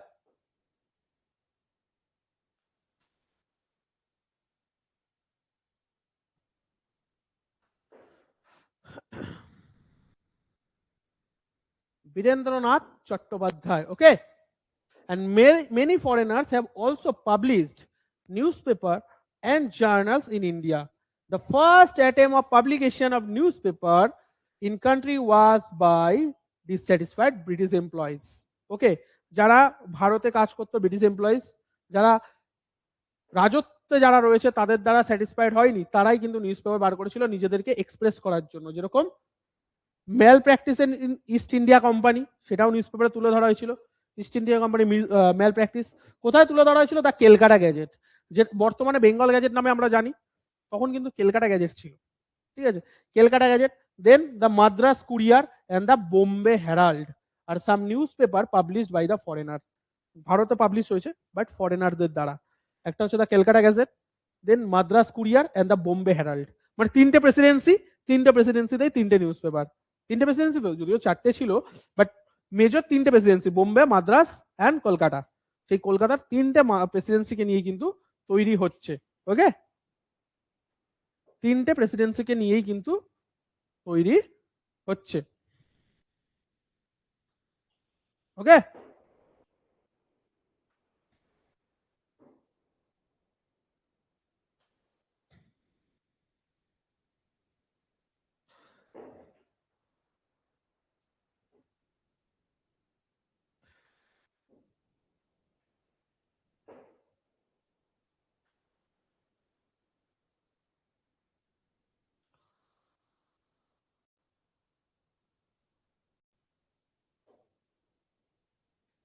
ওকে, তো নেক্সট, এবার আমি যেটা বলছিলাম আরেকটা ওরাল, ওরাল এভিডেন্সের মধ্যে আমরা কি কি পাবো? প্রথমে বলছিলাম যে ফোক টেলস পাবো, ঠিক আছে। ফোক টেলস এর সাথে সাথে আমরা যেগুলো দেখবো, যেগুলো নন রিটেন এভিডেন্স, কিছু জিনিস আমাদের তো মৌখিকভাবে চলে আসছে না, সেটা ব্রিটিশ সময় থেকে আসুক, বা যেরকম আমরা জানি ব্রত কথা রিটেন তো নয়, প্রত্যেক কটা তো ওরাল ট্রেডিশনের আন্ডারে পড়ে। যেরকম speeches given by the political leaders at different period of time, যেরকম করবো লড়বো, তাই না, কারেঙ্গে ইয়া মারেঙ্গে, তাই তো। গান্ধীজির ওটা কিন্তু মুখে বলা, কোনো পাবলিকেশন নয়, বাট আমরা জানি যে সে বলেছিলেন কারেঙ্গে ইয়া মারেঙ্গে ভারত ছাড়ো আন্দোলনের সময়। যেরকম নেতাজি সুভাষচন্দ্র বোস দিল্লি চলো, not is written but oral, that is oral history, okay. Ideas etcetera recorded by audio tapes, like প্রথম উষা মেহতা রেডিও পডকাস্ট, ঠিক আছে। তো তার জিনিসগুলো, এই সব জিনিসগুলো কিন্তু ওরাল ট্র্যাডিশনের আন্ডারে চলে আসছে, ওকে। যেরকম they are the property store at different museum with All India Radio, Akashvani বর্তমানে যেটা আমাদের ইডেন গার্ডেনের সামনেও রয়েছে, ঠিক আছে, সেইখানে গেলেও তুমি অনেক আর্কাইভস পাবে এই বিষয়ে, ওকে। They are the good source of information to the historians which can collaborate the finding, but এটা কিন্তু প্রাইমারি সোর্স নয়, ওরাল ট্র্যাডিশন কিন্তু কখনোই প্রাইমারি নয়, সেকেন্ডারি। তুমি কিন্তু এটাকে কিন্তু যদি প্রাইমারি সোর্স হিসেবে নিজে রিসার্চ শুরু করো, গেল zero, research paper is nil and void, okay, কোনো কাজে লাগবে না, ওকে। এটা কিন্তু সেকেন্ডারি সোর্স। প্রাইমারি সোর্স সবসময় তোমার রিটেন ডকুমেন্টস অর তোমার র ম্যাটেরিয়ালস, সেইগুলো মাথায় রাখতে হবে, okay. Other sources of history, but there are some limitation in it such as authenticity. Obviously oral মানে কোনো অথেন্টিসিটি আছে কিনা সেই জিনিসটা তোমাকে দেখতে হবে, মুখে তো কেউ কিছু বলতেই পারে, পরবর্তীকালে সেটা ঘুরিয়েও দিতে পারে, তো অথেন্টিকেশন তোমার আছে কিনা সেই জিনিসটা কিন্তু তোমার এখানে দেখতে হয়, okay. Authenticity of resources along with time period of oral resources. Many times it has been found that these oral resources manipulated. যেটা বলছিলাম ওরাল হওয়া মানেই ম্যানিপুলেট হবেই, ওরাল হওয়া মানেই ম্যানিপুলেট হবেই, ক্লিয়ার। নেক্সট চলো এবার আমরা আসবো creative literature. What is creative literature? What is creative literature? Creative literature বলতে কি বুঝছো? রবীন্দ্রনাথ টেগোরের কাহিনী আমরা জানি, রবীন্দ্রনাথ ঠাকুর আর কি, রবীন্দ্রনাথ ঠাকুরের কাহিনী আমরা জানি, তিনিও কিন্তু ক্রিয়েটিভ লিটারেচারের মধ্যে পড়ছেন, মানে যেখানে ব্যঙ্গাত্মক ব্যাপারটা চলে আসে না। গগনেন্দ্রনাথ ঠাকুরের লেখা ব্যঙ্গাত্মক, যেরকম ছবি আঁকা হচ্ছিল, কার্টুন, কার্টুনের মারফত বোঝানো হচ্ছিল ভারতের কি দশা, ব্রিটিশের কি দশা, পার্লামেন্টের কি দশা, রাজত্বের কি দশা, দ্যাট ইজ কল্ড ক্রিয়েটিভ লিটারেচারের আন্ডারের উপরে, okay. Like information about modern India as an influence of Europeans in India, many educated, okay, many educated people started writing novels. আমরা তো আনন্দমঠ বঙ্কিমচন্দ্রের কথা জানি, উপন্যাস চলে আসবে, গীতবিতান, গীতাঞ্জলি সবই চলে আসবে, এই সব জিনিসগুলো কিন্তু আমার ক্রিয়েটিভ। একটু আস্তে, একটু আস্তে, একটু আসতে হবে, আস্তে, ওকে, যেগুলো ক্রিয়েটিভ লিটারেচারের আন্ডারে কিন্তু পড়ে, ওকে। চলো, which are published circulated throughout the country সেই সময়, ওকে। Period of 19th to 20th century had been golden period from the point of view development of English literature. সেই সময় কিন্তু ইংলিশ লিটারেচার ডেভেলপমেন্ট, ওই অনেকে বলে ভিক্টোরিয়ান এজ, রোমান্টিসিজম এজ, সেরকম kind of session. Moreover Hindi and the regional languages and literature also get major boost in this period, okay. The foremost writer who emerged in this was Bankim Chandra Chatterjee. Bankimchandra Chatterjee, যার কিন্তু বন্দে মাতারাম কিন্তু খুব important এখন, ঠিক আছে। চলো, famous Bengali novelist, clear. His great works include Anandamath, known for Bande Mataram, একটু আগে এটা বলছিলাম, আনন্দমঠ থেকে কিন্তু বন্দে মাতারাম নেওয়া হয়েছে, ওকে। হুইচ ডিপেক্টস দ্য ফেমাস সন্ন্যাসী রিভলস। সন্ন্যাসী রিভলস কিন্তু এখান থেকেই আমরা জানতে পারি, ওকে। আমরা কিন্তু এই আনন্দমঠ থেকেই জানতে পারছি, ক্লিয়ার, বন্দে মাতরম সম্পর্কে। which depicts the famous সন্ন্যাসী রিভল্ট। সন্ন্যাসী রিভল্টের কাহিনী কিন্তু আমরা এখান থেকে জানতে পারি। আচ্ছা, এছাড়াও আরো কিছু কিছু এক্সাম্পল রয়েছে, যেরকম অন্ধের নাগরী, ঠিক আছে, অন্ধের নাগরী, ঠিক আছে, বাই ভারতেন্দু হরিশ্চন্দ্র, ঠিক আছে, মারাঠিতে লেখা, অন্ধের নাগরী। দেন মনোহরা রজনীর লেখা অ্যান্ড দক্ষিণ কুলীন, মশা ভালাই বাই তামিল রাইটার্স গিরিজা দেবী, ঠিক আছে, তামিল নিয়ে লেখা, তামিলদের সেক্ট নিয়ে, ঠিক আছে। দেন রাম তীর্থ থাম্মাল কিলু বা মাল্লু by GV Krishna Rao in Telugu, এটা তেলেগুতে লেখা, ক্লিয়ার। দেন নীল দর্পণ নাটক আমরা সবাই জানি, Nil Darpan by Dinabandhu Mitra in Bengal, Nil Darpan by Dinabandhu Mitra in Bengal, okay. Writers from different social backgrounds write the variety of subjects, so novels gave a picture of social milieu of that days, সেই সময়কার কাহিনী কিন্তু এখানে ডেপিক্ট করা হচ্ছে, ওকে, ক্লিয়ার। নামগুলো লিখে নাও, নভেলস কিন্তু সব করা নভেলস।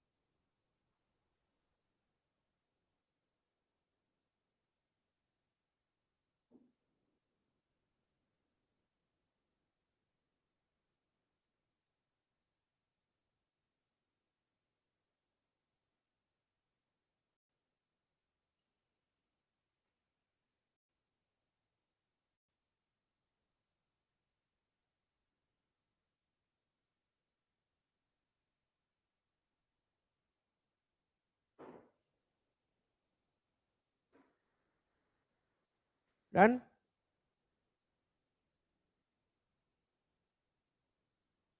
ডান, চলো নেক্সট অনলাইনে রান সবার, যেগুলো যেগুলো বললাম মার্ক করতে, ওকে।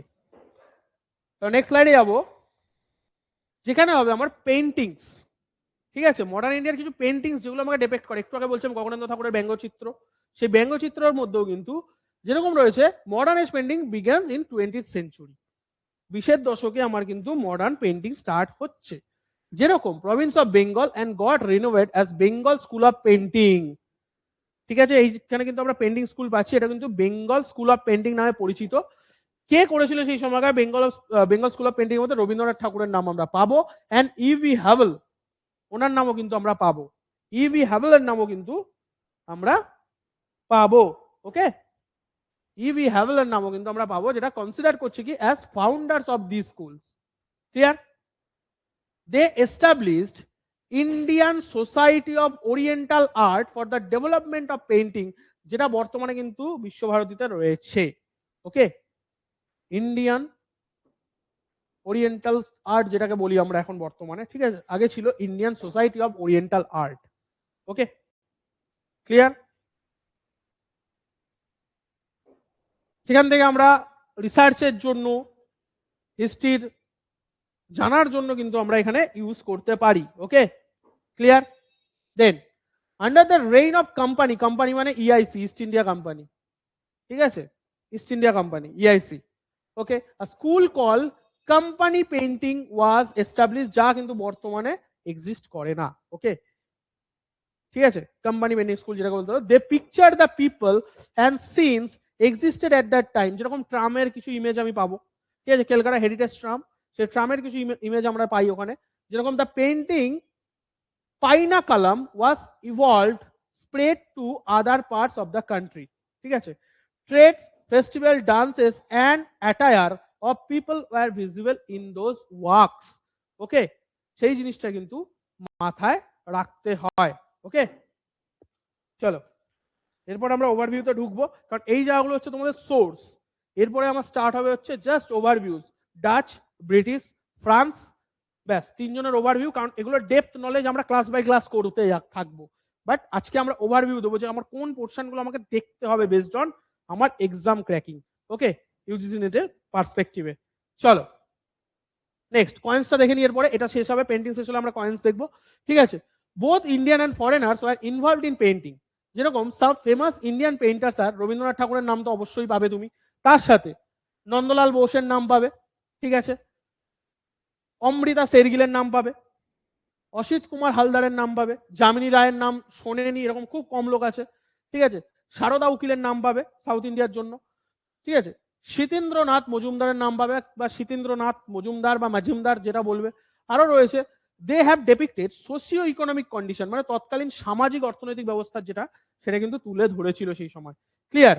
আচ্ছা, যেরকম এই যে কালীঘাট, যেটাকে আমরা পটচিত্র বলে থাকি, আমাদের কালীঘাট ওয়েস্ট বেঙ্গলের কালীঘাট, ঠিক আছে, যেখানে পটচিত্র আমরা পাই, পট, ঠিক আছে, পটচিত্র, সেই পটচিত্রের কথা কিন্তু আমরা এখানে পাবো। Okay, like painting developed in the province of Bengal, যেটা কেলকাটা, ওকে, চলো, যেখানে which depicted not only mythological বা mythological figure but also ordinary people engaged in their everyday life.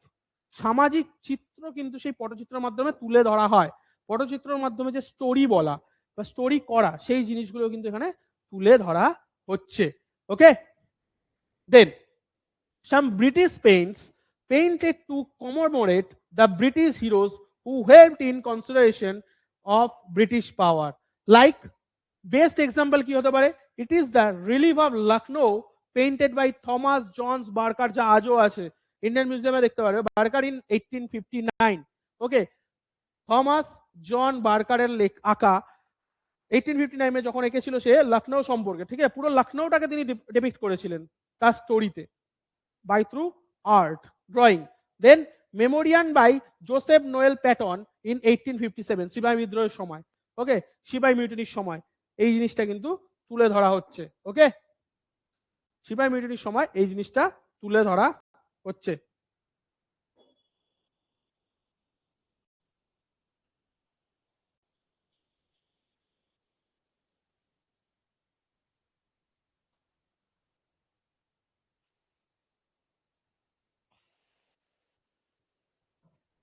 Clear?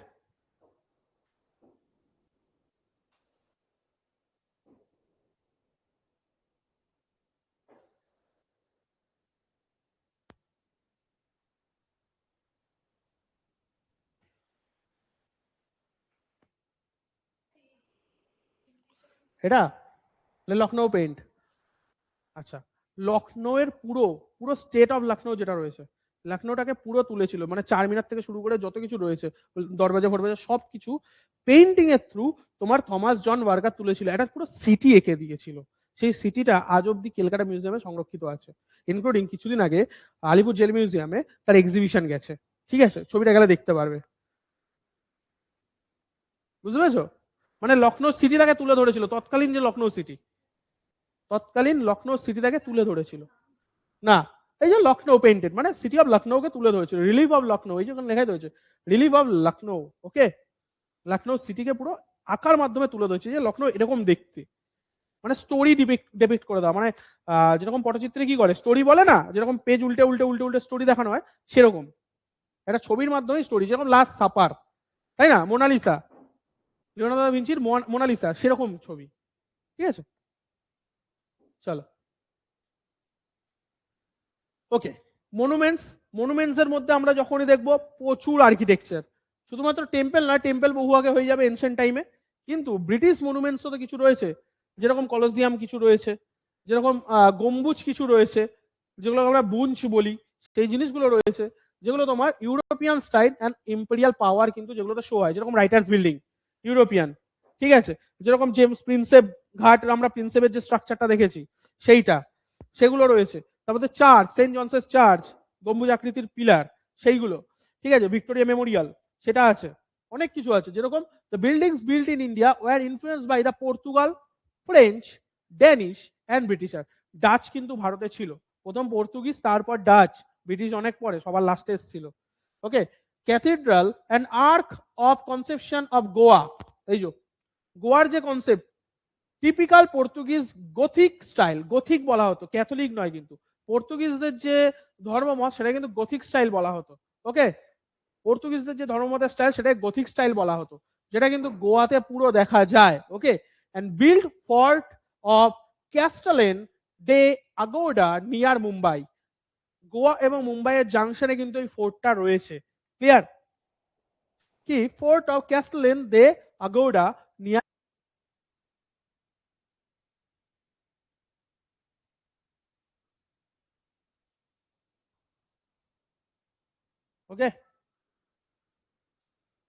Next, the Danish influence is evident in Nagapattinam, যেটাকে নাগার্জুনিকোন্ডা অনেকে বলে থাকে, but নাগাপাত্তিনাম, which was carved out in squares and canals and also in Trankobar. ট্রাঙ্কোবারের সন্ধি আমরা জানি, ঠিক আছে, টিপু সুলতানের কাহিনী আমরা পড়েছি, মনে আছে টিপু সুলতান? হ্যাঁ। তারপর হচ্ছে তোমার এই যে শ্রীরামপুর তো আমরা জানি, এখানে হুগলি নদী, ঠিক আছে। The French also contributed in architecture. They introduced distinct carbon design to its settlement of Pondicherry. পন্ডিচেরিতে যদি তুমি এখনো যাও, ফ্রান্সের যে স্ট্রাকচার সেগুলো দেখতে পারবে কার্বনের মধ্যে, ঠিক আছে। কার্বন মানে ওই C14 ডেটিং সেরকম নয়, বিল্ডিং গুলো এমন ভাবে করা, কালো কালার কিছুটা রয়েছে, কিছুটা পাথরের, ঠিক আছে, কিছু সাদা, যেখানে তোমার কার্বনিং হয় না, মানে বৃষ্টি যতই পড়ুক সাদাই থাকবে, সুন্দরভাবে করা। আচ্ছা, অ্যাপ্লাইং দা কার্টেসিয়ানস গ্রিড প্ল্যানস, গ্রিড প্ল্যানে কিন্তু আমাদের যেরকম এখন মার্বেলস দেখতে পাই, গ্রিডিং যে সিস্টেমটা হয় না এরকম বক্স বক্স, সেরকম সিস্টেমটা কিন্তু ফ্রেঞ্চরা এভলিউশনের মাধ্যমে নিয়ে এসেছিল। ওকে, দেন ক্লাসিক্যাল আর্কিটেকচারাল প্যাটার্ন, ধ্রুপদী যে প্যাটার্ন গুলো ছিল চৌকো চৌকো সেই pattern. Okay, colonel Thomas build the town hall in Mumbai, মুম্বাইয়ের যে টাউন হল সেটা কে বিল্ড করেছিল? কলোনেল থমাস, ঠিক আছে, কলকাতার নয় কিন্তু, মুম্বাইয়ের টাউন হল, মুম্বাইয়ের town hall by Colonel Thomas.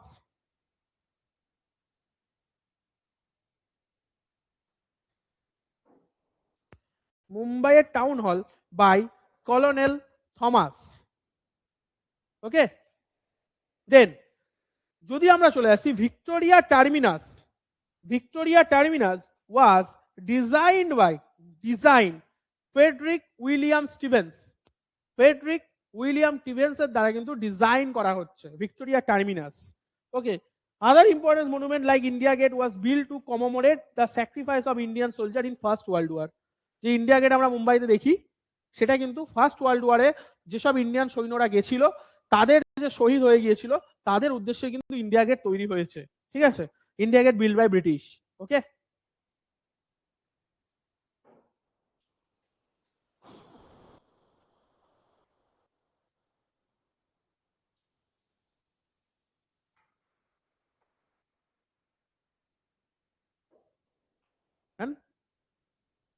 চলো এবার কয়েন্সে আমরা ঢুকবো।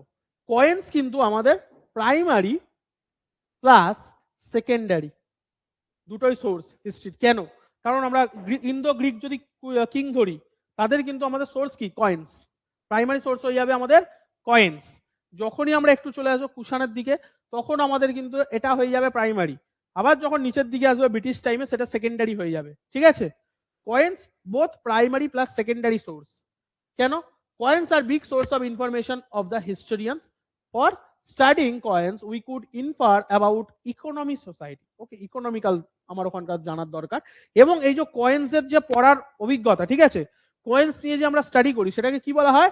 নিউমিসমেটিক্স, ঠিক আছে, এটা তো জানো এনশিয়েন্টের পার্ট যত তোমার, ঠিক আছে। নিউমিসমেটিক্স কাকে বলা হয়? কয়েন্স নিয়ে আমরা যে স্টাডি করি সেটাকে আমরা নিউমিসমেটিক্স বলি। আমাদের কলকাতাতে নিউমিসমেটিক সোসাইটি অফ ইন্ডিয়া রয়েছে, ঠিক আছে, কলকাতাতেই আরবিআই এর পাশেই numismatic society of India, Asiatic society Park স্ট্রিটে, numismatic society of India RBI এর পাশে, মহাকরণের সামনে। ওকে, চলো এবার কয়েন্সের মধ্যে আমরা কিছু কিছু জায়গার কয়েন্স দেখতে হবে, যেরকম আওয়াধ, তাছাড়া মাইসুর, ঠিক আছে। প্রথম কয়েন কিন্তু আওয়াধ থেকে আমরা শুরু করব, এনশিয়েন্টে যাওয়ার দরকার নেই, পাঞ্চমার্কতে যাওয়ার দরকার নেই আমার, ঠিক আছে, পাঞ্চমার্ক কয়েন্সে যাওয়ার দরকার নেই, কারণ ওগুলো আমার কাজে লাগবে না, মুঘল আমলের, ঠিক আছে। কিন্তু আমার যেটা দেখতে হবে এখানে মডার্ন ইন্ডিয়াস কয়েন শুরু হচ্ছে, মডার্ন ইন্ডিয়ার কয়েন কোথা থেকে? আবাদ থেকে। 12 সেঞ্চুরির পরে একেবারে 19 সেঞ্চুরিতে যখন আমি ঢুকবো, তখন নবাব অফ আউধ বা আবাদ, ঠিক আছে,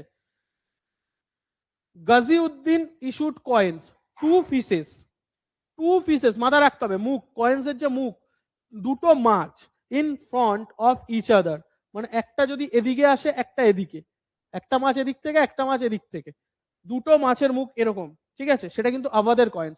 প্লাস 2 লায়ন্স 2 ফ্ল্যাগস, ঠিক আছে, এখানে একটা লাইন, এখানে একটা লাইন, এখানে একটা ফ্ল্যাগ, এখানে একটা flag, that is the signature, যেটা তোমাদের পরীক্ষায় আসতে পারে। কতগুলো কি ছিল আসে না, পশুপতি শিবে কতগুলো অ্যানিমালস ছিল ডেপিক্টের জন্য, সেরকম সিলস এর মধ্যে, হারাপ্পান সিলস সেই রকম। দেন 2 lions 2 flags and a dagger which surrounded the king's crown, এখানে কিংস এর ক্রাউন থাকবে, যেখানে একটা ড্যাগার সমেত সেটাকে সার্কুলেট করে থাকে, পুরোপুরি ঘিরে থাকে কয়েন্সের মধ্যে। এত কিছু, যদিও এটাও পাঞ্চ মার্ক, বাট তৈরি হতো মিন্ট দিয়ে, পিটিয়ে পিটিয়ে তৈরি হতো। and the name of the mint was also mentioned on it, যেটা আমাদের কাছে এখনো আছে। এখনো যদি 1 টাকার কয়েন খোঁজো, দেখবে তলায় দেখবে কোনোটা বরফি রয়েছে, কোনোটা গোলস রয়েছে। কেন জানো? কারণ ইন্ডিয়ার কয়েন্সের যে মিন্ট গুলো প্রত্যেকটাকে চিহ্ন দ্বারা চিহ্নিত করা হচ্ছে। বরফি হচ্ছে আমাদের কলকাতার, গোল হচ্ছে মুম্বাইতে। যদি 1 টাকা 2 টাকার কয়েন থেকে থাকে, ওখানে দেখবে তলার মধ্যে যেখানে 1 লেখা, তার তলায় গোল সিগনেচার থাকে অথবা বরফির সিগনেচার থাকে।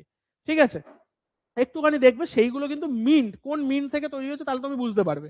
বরফিটা হচ্ছে আমাদের কলকাতার সিগনেচার, ঠিক আছে, আর গোলটা হচ্ছে মুম্বাই মিন্টের সিগনেচার।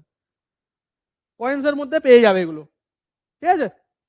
চলো, সেই সময় ওইভাবে মিন্টের নাম কিন্তু লেখা থাকতো। এখন মিন্টের নাম লেখা থাকে না, এখন গোল অথবা মানে সিম্বল দিয়ে এখন চিহ্নিত করা হচ্ছে মিন্ট গুলোকে। চলো, early coins were made up copper and later they were issued in gold and silver. প্রথমে তো আমরা কপার কয়েন জানি, ঠিক আছে, 5 মার্ক কপার কয়েন সেগুলো রয়েছে, প্লাস গোল্ড এন্ড সিলভারও চলে আসছে।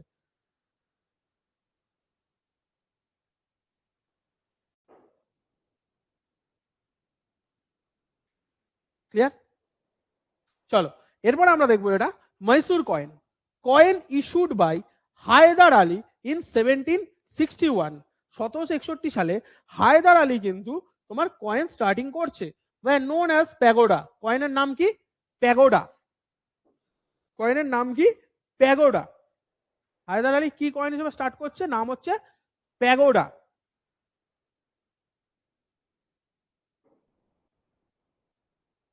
Clear? They were issued in trade with Europeans and circulated throughout the empire. Hyder আলীর যে পুরো এম্পায়ার ছিল সেখানে কিন্তু এই কয়েন্স চালু ছিল। Clear? During the reign of Tipu Sultan, copper, silver and gold coins were issued. 3টে কয়েন্সই কিন্তু টিপু সুলতানের রেইনে চালু হয়েছিল। ওদেয়ার কিং, ওদেয়ার যে সাম্রাজ্য, Wodeyar king also issued coins made up of silver and gold along with the name of the mint.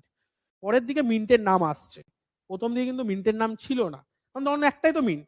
তারপরে আস্তে আস্তে মিন্টের জায়গা পরিবর্তন হচ্ছে, জায়গা বাড়ছে, সেটা মিন্টের নাম আসছে। যেমন বললাম না, আমাদের কলকাতার টাকশাল আছে, মুম্বাইতেও টাকশাল আছে, মাদ্রাসাও টাকশাল আছে, প্রত্যেকের আলাদা আলাদা। মানে যেটাকে বরফি বলি কলকাতার থেকে আসছে, গোল মুম্বাই থেকে আসছে, ঠিক আছে। আর এটা আছে তোমার এরকম দুটো দাগ, সেটা আবার মাদ্রাস। দেখবে কয়েন্সের মধ্যে পেয়ে যাবে চিহ্নগুলো। চলো, কয়েন্স অফ হায়দ্রাবাদ। হায়দ্রাবাদের কয়েন্সের মধ্যে kingdom of Hyderabad rose after the date of Aurangzeb. ঔরঙ্গজেবের পরে কিন্তু হায়দ্রাবাদ আস্তে আস্তে নিচে জাগছে, নিজাম শুরু হবে, ঠিক আছে, নিজাম। টিল 1858 এই যে coins of Nizam war issued in the name of Mughal ruler. Nizam তো ইস্যু করতো, বাট নাম কার থাকতো? মুঘল এম্পায়ারের। নাম কার থাকতো? মুঘল এম্পায়ারের। Coins issued in Hyderabad were known as the Hali coin. নাম কি ছিল? হালি। হালি। হায়দ্রাবাদের যে কয়েন তাকে আমরা কি নামে জানতাম? হালি coin. Okay, Hali coin. On Hyderabad coin picture Char Minar, যেটা হায়দ্রাবাদে অবস্থিত।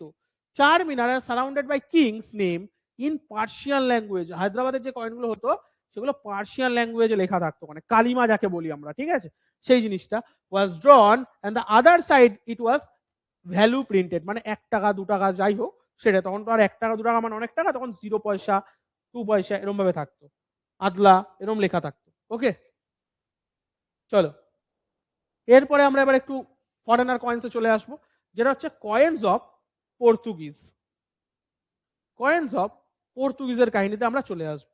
Like Portuguese were the first European power. প্রথমে বলছিলাম যে ভারতে কিন্তু প্রথম পর্তুগিজ ঢুকেছে, ভাস্কো ডা গামা, ঠিক আছে। European power to establish in India, they brought new type of coin. শুধুমাত্র কয়েন্স নয়, পর্তুগিজ কি নিয়ে এসেছিল? আলু। First potato used by Portuguese, right? ভারতে কিন্তু আলু ছিল না, প্রথম কে নিয়ে এসছে? Portuguese.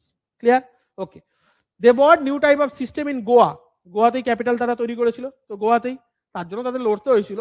They issued coins made up of silver and gold. Gold and silver coin তখন চলছে। Gold coins were equal to pagoda. আমরা আগে প্যাগোডার কথা পড়েছিলাম, সেই প্যাগোডার মতনই গোল্ড কয়েন কিন্তু প্যাগোডা ছিল পর্তুগিজদের সময় নাম, ঠিক আছে।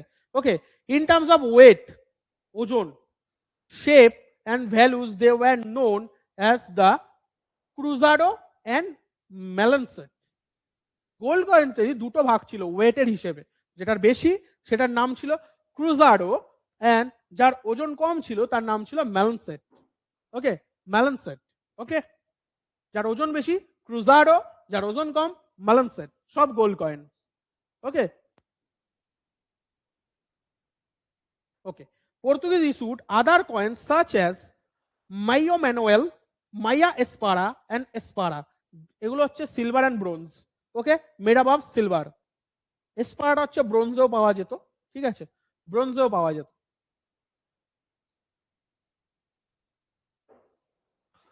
এগুলো কয়েন্সের নাম। মাইও ম্যানুয়েল, মাইয়া এসপারা অ্যান্ড এসপারা,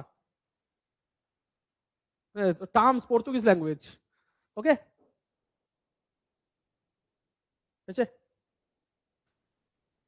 কোথাও বুঝতে অসুবিধা হলে অবশ্যই কমেন্ট। ওকে, ঘুমিয়ে যেন না পড়া হয়, নোট ডাউন যেন হয়, আমি কিন্তু সব দেখবো, নেক্সট ক্লাস ধরবো। কোনটা বলো? 3টে লাইন। আচ্ছা দেখো, প্যাগোডা আমরা আগে বললাম, যখন মহীশূর ওখানে পড়লাম, মহীশূর হায়দার আলী প্যাগোডা, সেই প্যাগোডা কয়েন্স কিন্তু পর্তুগিজদের সময় ছিল। পর্তুগিজদের নামটা চেঞ্জ করেছিল, গোল্ডের দুটো পার্ট নিয়ে এসেছিল, যেটার ওজন বেশি সেটাকে বলা হতো ক্রুজাডো। ক্রুজাডো গোল্ড কয়েন্সের যার ওজনটা বেশি, ধরো 10 গ্রামের গোল্ড, ঠিক আছে, হ্যাঁ প্যাগোডা গোল্ডের হতো। প্যাগোডা মানে ওই সেই প্যাগোডা নয় কিন্তু, ঠিক আছে, এটা কয়েন্সের নাম ছিল প্যাগোডা, ঠিক আছে। আচ্ছা, যে গোল্ডের মধ্যে ওজন বেশি যেই প্যাগোডার, মানে সেটাকে নাম দিয়েছিল পর্তুগিজরা ক্রুজাডো, ঠিক আছে। আর যার ওজনটা কম, ধরো 10 ক্রুজাডো, তার মানে 2 হচ্ছে আমার ম্যালেনসেট। ওকে, ম্যালেনসেট, ম্যালেনসেট। আর এছাড়াও তারা যে সিলভার অ্যান্ড ব্রোঞ্জের কয়েন ইউজ করতো, সিলভারের কয়েন্সের যে নামগুলো ছিল সেটা হচ্ছে মেইও ম্যানুয়েল, ঠিক আছে, মেইও ম্যানুয়েল, মেইয়া এসপারা অ্যান্ড এসপারা। এসপারা শুধুমাত্র সিলভার নয়, ব্রোঞ্জেও এসপারা পাওয়া যেত। ওকে, এগুলো ওজনের ভিত্তিকে হতো না। এইটা ধরো যদি 1 টাকা হয়, তার মানে এটা 50 পয়সা, আর এটা হচ্ছে 25 পয়সা, ঠিক আছে, এই হচ্ছে ভাগ।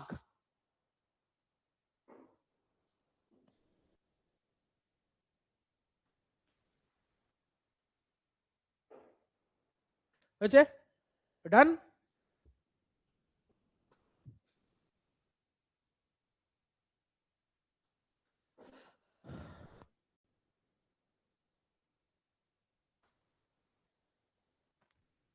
ওকে, চলো নেক্সট যাই। এবার ডাচ কয়েন। পর্তুগিজদের পরে কিন্তু ডাচ আসছে, ব্রিটিশ সবার লাস্ট, ব্রিটিশ প্রথমে কোনো জায়গা নেই ব্রিটিশের। ওকে, coins issued by Dutch administration were known as silver riders. Dutch কয়েন্সের কি নাম ছিল? Silver Riders. ড্যানকভার রোভার আমাদের এখানে আছে হুগলি নদীর তীরে, সেটা কিন্তু ডাচদেরই একটা ক্যাফে, এখনো চলছে এটা। ওকে, অ্যাজ সিলভার রাইডার্স নাম নিয়ে কিন্তু ডাচরা কয়েন্স স্টার্ট করেছিল। On the back of side, back side, কয়েনের ব্যাক সাইডে কি থাকতো? হর্স উইথ রাইডার, ঠিক আছে, হর্স উইথ রাইডার, যেটা নাইটস বলা হতো, horse with riders. On it was printed and below it monogram of province was inscribe. যেই প্রভিন্সে তারা জিতেছে, ঠিক আছে, যেই প্রভিন্সটা তোমার ডাচদের আন্ডারে, পশ্চিমবঙ্গের যে অঞ্চলটা এখন বর্তমানে পশ্চিমবঙ্গ, কিন্তু তখন তো বঙ্গ ছিল, বঙ্গের যে অঞ্চলটা তোমার ডাচদের আন্ডারে, সেই অঞ্চলের ছবি থাকতো সেই কয়েন্সের উপরে। ওকে, দেন along with the silver and gold coins made up of copper, copper coins আমরা পাচ্ছি ওই সময়, ঠিক আছে, lead and tin were also minted, lead coin and tin coin, zinc, ঠিক আছে। in provinces of Dutch colony coins were issued with the inscription, inscription আমরা দেখেছি খোদাই করা বানানো হয় যেরকম, সেরকম নেম অফ গভর্নর জেনারেল, যেটা আমাদের ইউজ করা থাকে না, গভর্নর জেনারেল সাইন করা থাকে বর্তমান নোটের মধ্যে, সেরকম গভর্নর জেনারেলে কিন্তু নাম থাকতো। Dutch company issued coins at the city of Nagapattinam and Masulipatnam, নামটা আমরা শোনা, মসুলিপত্তিনাম আর নাগাপাত্তিনামে কিন্তু কয়েন্স আমাদের ডাচরা দিয়েছিল সেই সময়।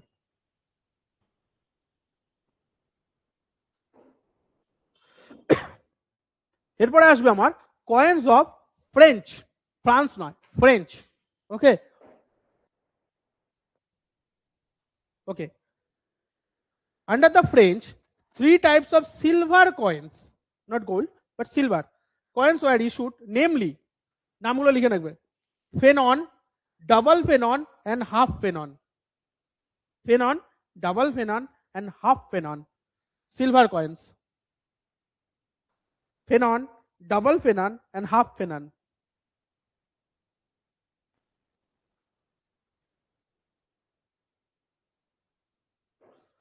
Phenon, double phenon and half phenon হচ্ছে সেই সময়ের কিন্তু কয়েন্স ফ্রান্সের।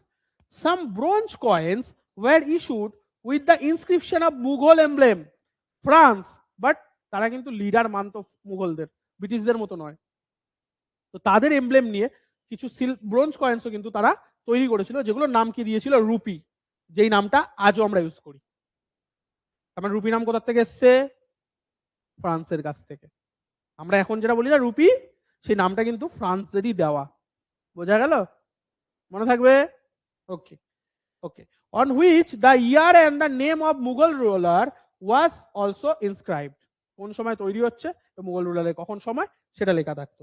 আচ্ছা, doudou, half doudou and cash, যে ক্যাশ আমরা বলি এখন ওয়ার্ড ইউজ করি।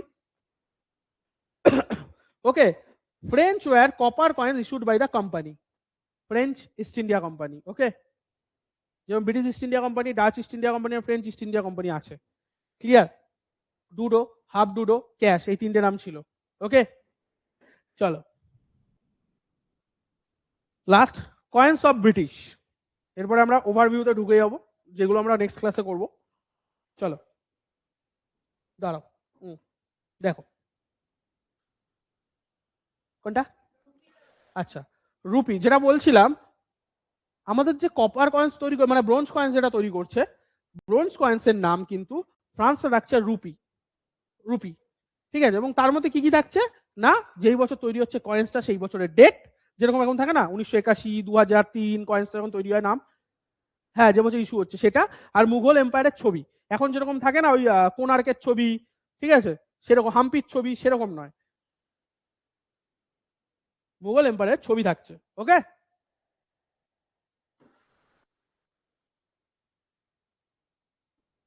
ব্রোঞ্জের, কারণ সিলভারের কয়েন্সের নাম চেঞ্জ হয়ে যাচ্ছে না, ফেনন, ডাবল ফেনন আর হাফ ফেনন সিলভার, যার দাম বেশি। আর কম দাম যেগুলো যেগুলো এখন বর্তমানে চলে, এখন তো আর সোনার কয়েন নেই, এখন তো এমনি নর্মাল কয়েন। সোনার সোনার কি আর তলায় দেবে? তখনকার দিনে ইউজ করা যেত, তখন টাকা কম ছিল, সোনা ইউজ করে দিত। আর ভারতকে তো সোনার খনি এমনিই বলা হয়, গুপ্ত সাম্রাজ্যে তো সোনার খনি ভর্তি ছিল আমাদের, কোথায় গেল আজ অব্দি কেউ জানে না। মিস্ট্রি, সেটা কোথায় গেল আমরা নিজেরাই যাই না। চলো ওকে, লাস্ট কয়েন্স অফ ব্রিটিশ, যে সময় ক্যাশ এবং টাকাও শুরু হয়ে যাবে। ঠিক আছে, Britishers issued large number of coins made up of gold, silver, tin and copper for smooth functioning of administration. ঠিক আছে, of economy. Gold coins were known as Carolina. Gold কয়েনের নাম কি ছিল? ক্যারোলিনা, যেটা ইউজ হতো একমাত্র ট্রেড পারপাস। ঠিক আছে, ক্যারোলিনা। সিলভার কয়েন্সের নাম ছিল অ্যাঞ্জেলিনা। সিলভার কয়েন্সের নাম কি ছিল? অ্যাঞ্জেলিনা। এন্ড কপার কয়েন্স কাপুরান বা কাপরান। আর টিন কয়েন্সের নাম ছিল টিনি বা টাইনি। ওই ব্রিটিশদের নামগুলোকে পেনি খেয়ে টিনি করে দেওয়া হয়েছিল, আর কিছুই না। ঠিক আছে, গোল্ড কয়েনের নাম কি ছিল আমার? ক্যারোলিনা। সিলভার কয়েন্সের নাম ছিল অ্যাঞ্জেলিনা। কপার কয়েন্সের নাম ছিল কাপুরাম। অ্যান্ড টিন কয়েন্সের নাম ছিল টিনি বা টাইনি।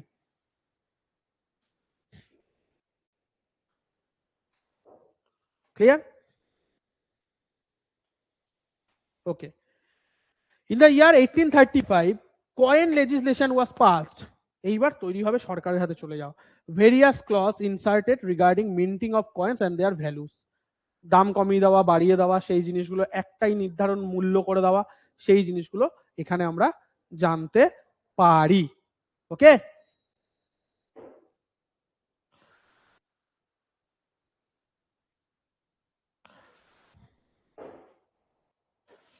ক্লিয়ার?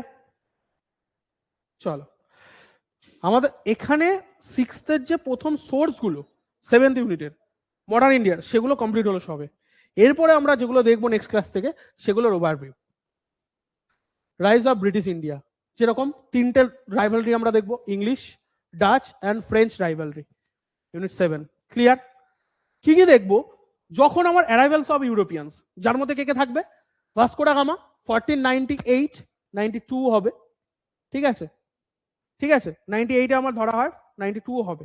আর শুধুমাত্র ফার্স্ট টাইম এই সময় আসে না, 1501-এও একবার আসে, 1501 একটা ফোর্ট তৈরি করে যায়, ঠিক আছে, ভাস্কো ডা গামা এসে একটা ফোর্ট তৈরি করে, পর্তুগিজ ফোর্ট গোয়াতে, সেই জিনিসটা আমাদের পড়তে হবে।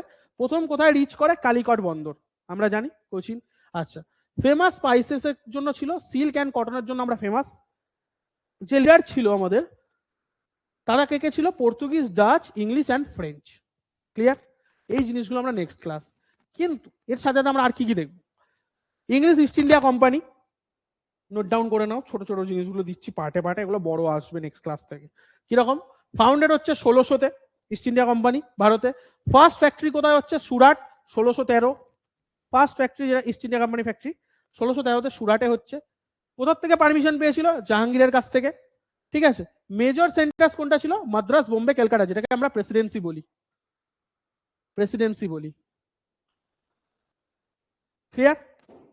যেটাকে আমরা প্রেসিডেন্সি বলি।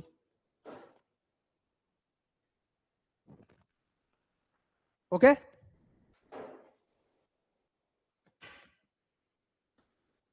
পরের দিন আমি নেক্সট ক্লাসে সব পড়া ধরবো, যদি কিছু বুঝতে না পারো কোশ্চেন। ওকে,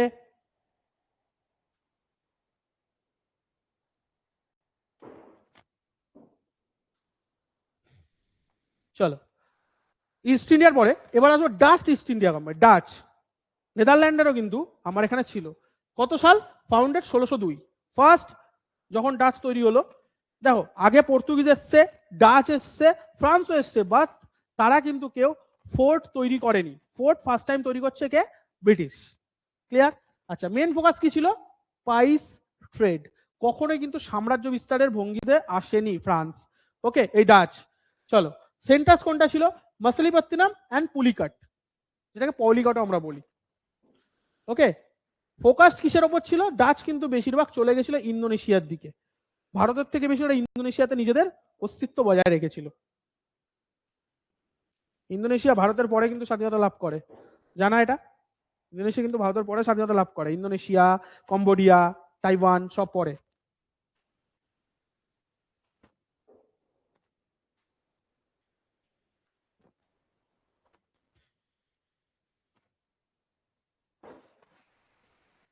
ওকে, চলো নেক্সট আমরা দেখে নিই ফ্রেঞ্চ ইস্ট ইন্ডিয়া কোম্পানি। চারটে পার্ট, মেজর পার্ট পড়তেই হবে আমাদের। ফাউন্ডেড 1664, বহু আগে এসছে ফ্রান্স, কিন্তু এস্টাবলিশ কবে করছে? 1664। কোথায়? না পন্ডিচেরি বা পদুচেরি যাকে বলা হয়, আর চন্দননগর।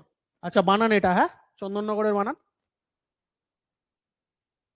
ঠিক আছে, চন্দননগরের বানান কিন্তু এটা, CHANDER, চন্দর নগর, NAGORE, বর্তমান চন্দননগর স্পেলিং নয়। ওকে, বানান এটা তখনকার। ক্লিয়ার? আচ্ছা, গভর্নর জেনারেলের মধ্যে সব থেকে ইম্পর্টেন্ট কে? ডুপ্লেক্স, আমরা জানি ডুপ্লেক্স, আবুবকর ফাবুবকর ওগুলো পর্তুগিজ, ঠিক আছে, আলবুর্ক সব পর্তুগিজ।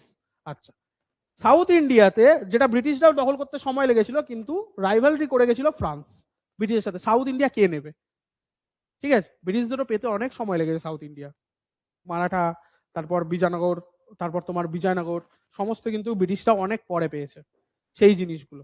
সেই নিয়ে দুজনের মধ্যে রাইভালরি চলতেই থাকে, যেরকম সিরাজউদ্দৌলা নাটক আছে বাংলায়, ঠিক আছে, ফ্রান্সের লিডার ডুপ্লেক্সি হেল্প চাইতে আসবে, পাবে না, সেই জিনিস হয়েছে। চলো নেক্সট, যেখানে আমরা এরপরে তার সাথে কি করবো? কার্নেটিক ওয়ার্স গুলো আমাদের পড়তে হবে, 1746 থেকে 63। কি? 3 ওয়ার্স বিটুইন ব্রিটিশ অ্যান্ড ফ্রান্স, ওই যে একটু রাইভালরি বললাম, কার্নেটিক ওয়ার, সে 3টে পড়তে হবে।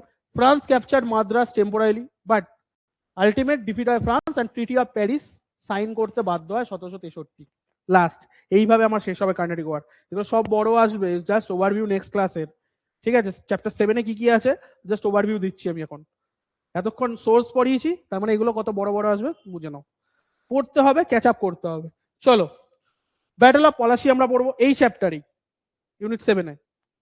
1757 British led by Robert Clive, defend by Sirajuddaulah. কার জন্য? মির্জাফরের বিট্রায়াল পাবো আমরা, ঠিক আছে। ব্রিটিশ পলিটিক্যাল রুল, দ্বৈত শাসন ব্যবস্থা আমরা এখানে পাবো। ক্লিয়ার? চলো next. Reason for British success, কারণ স্ট্রং নেভাল পাওয়ার, সেনা তো তাদের ছিলই, প্লাস নৌসেনাও তাদের প্রচুর ছিল, ঠিক আছে। Better financial resource, clear. Political unity in ইংল্যান্ডে ছিল, অ্যান্ড উইক ইন্ডিয়ান রুলার্স, আমাদের কাছে লিডারই ছিল না, সেই জন্য এই অবস্থা। স্বাভাবিক না? লিডার কোথায়? মারাঠা একমাত্র ছিল, তারপর তো বিট্রেয়াল বিট্রেয়াল বিট্রেয়াল, সেটাই। চলো কনক্লুশনে আমরা এটা দেখবো, British came as traders, defeated European rivals and gradually become ruler of India, ঠিক আছে। এইভাবে ব্রিটিশদের রাইজ। তো নেক্সট আমার যেটা করতে হবে, এখানে আমার কিছু কোশ্চেন অ্যান্সার এখন আমাকে দেখতে হবে, ঠিক আছে। চলো অ্যান্সার করার চেষ্টা করো। The first English factory in India was set up at, কোথায় সেট আপ হয়েছিল? বলো। হ্যাঁ, আচ্ছা অনলাইনে তাড়াতাড়ি, ঠিক। তাহলে আমার ফার্স্ট কোথায় এস্টাবলিশ হচ্ছে? Surat, option B is the right answer. Clear? Okay next. Permission to English to trade at Surat was granted by, কে দিয়েছিল? পারমিশন কে দিয়েছিল? A Akbar, B Aurangzeb, Shahjahan, Jahangir. একদম অনলাইনে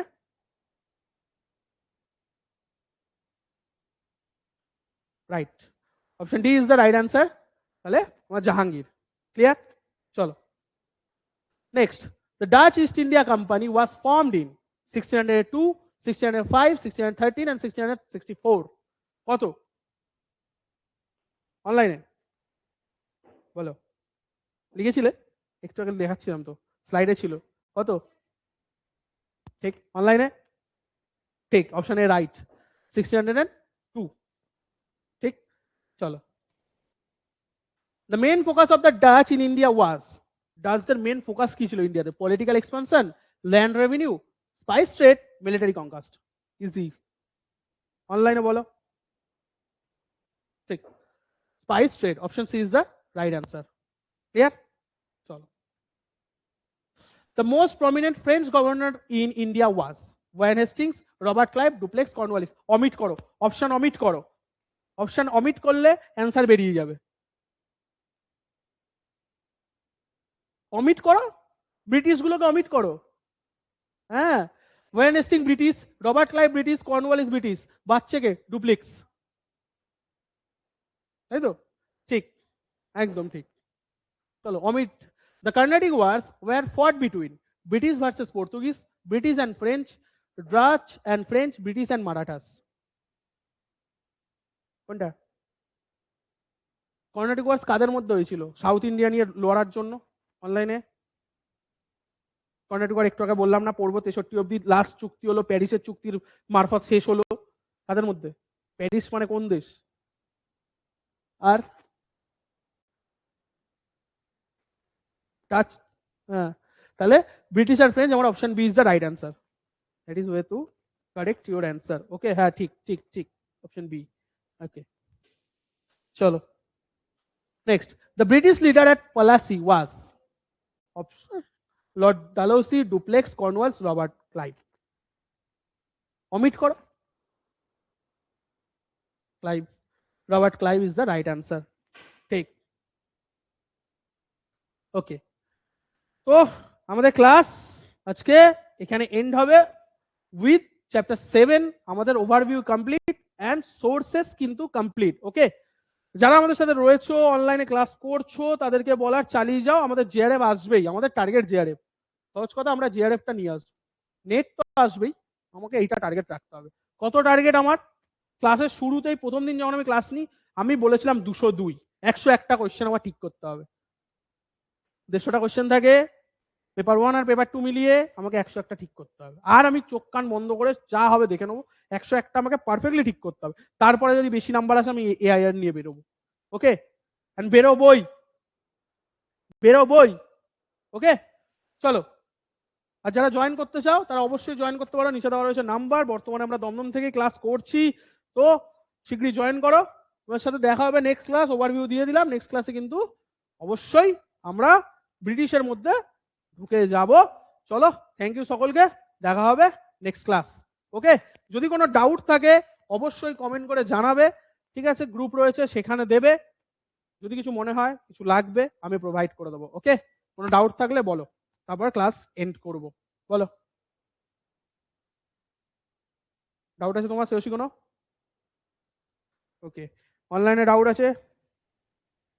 রিমি, ঈশানী, কারো ডাউট আছে? মোরসালাম, মেঘ, আর কারো নতুন যারা জয়েন করেছো? ওকে, তাহলে আমরা ক্লাস এন্ড করি, চলো দেখা হবে নেক্সট ক্লাস।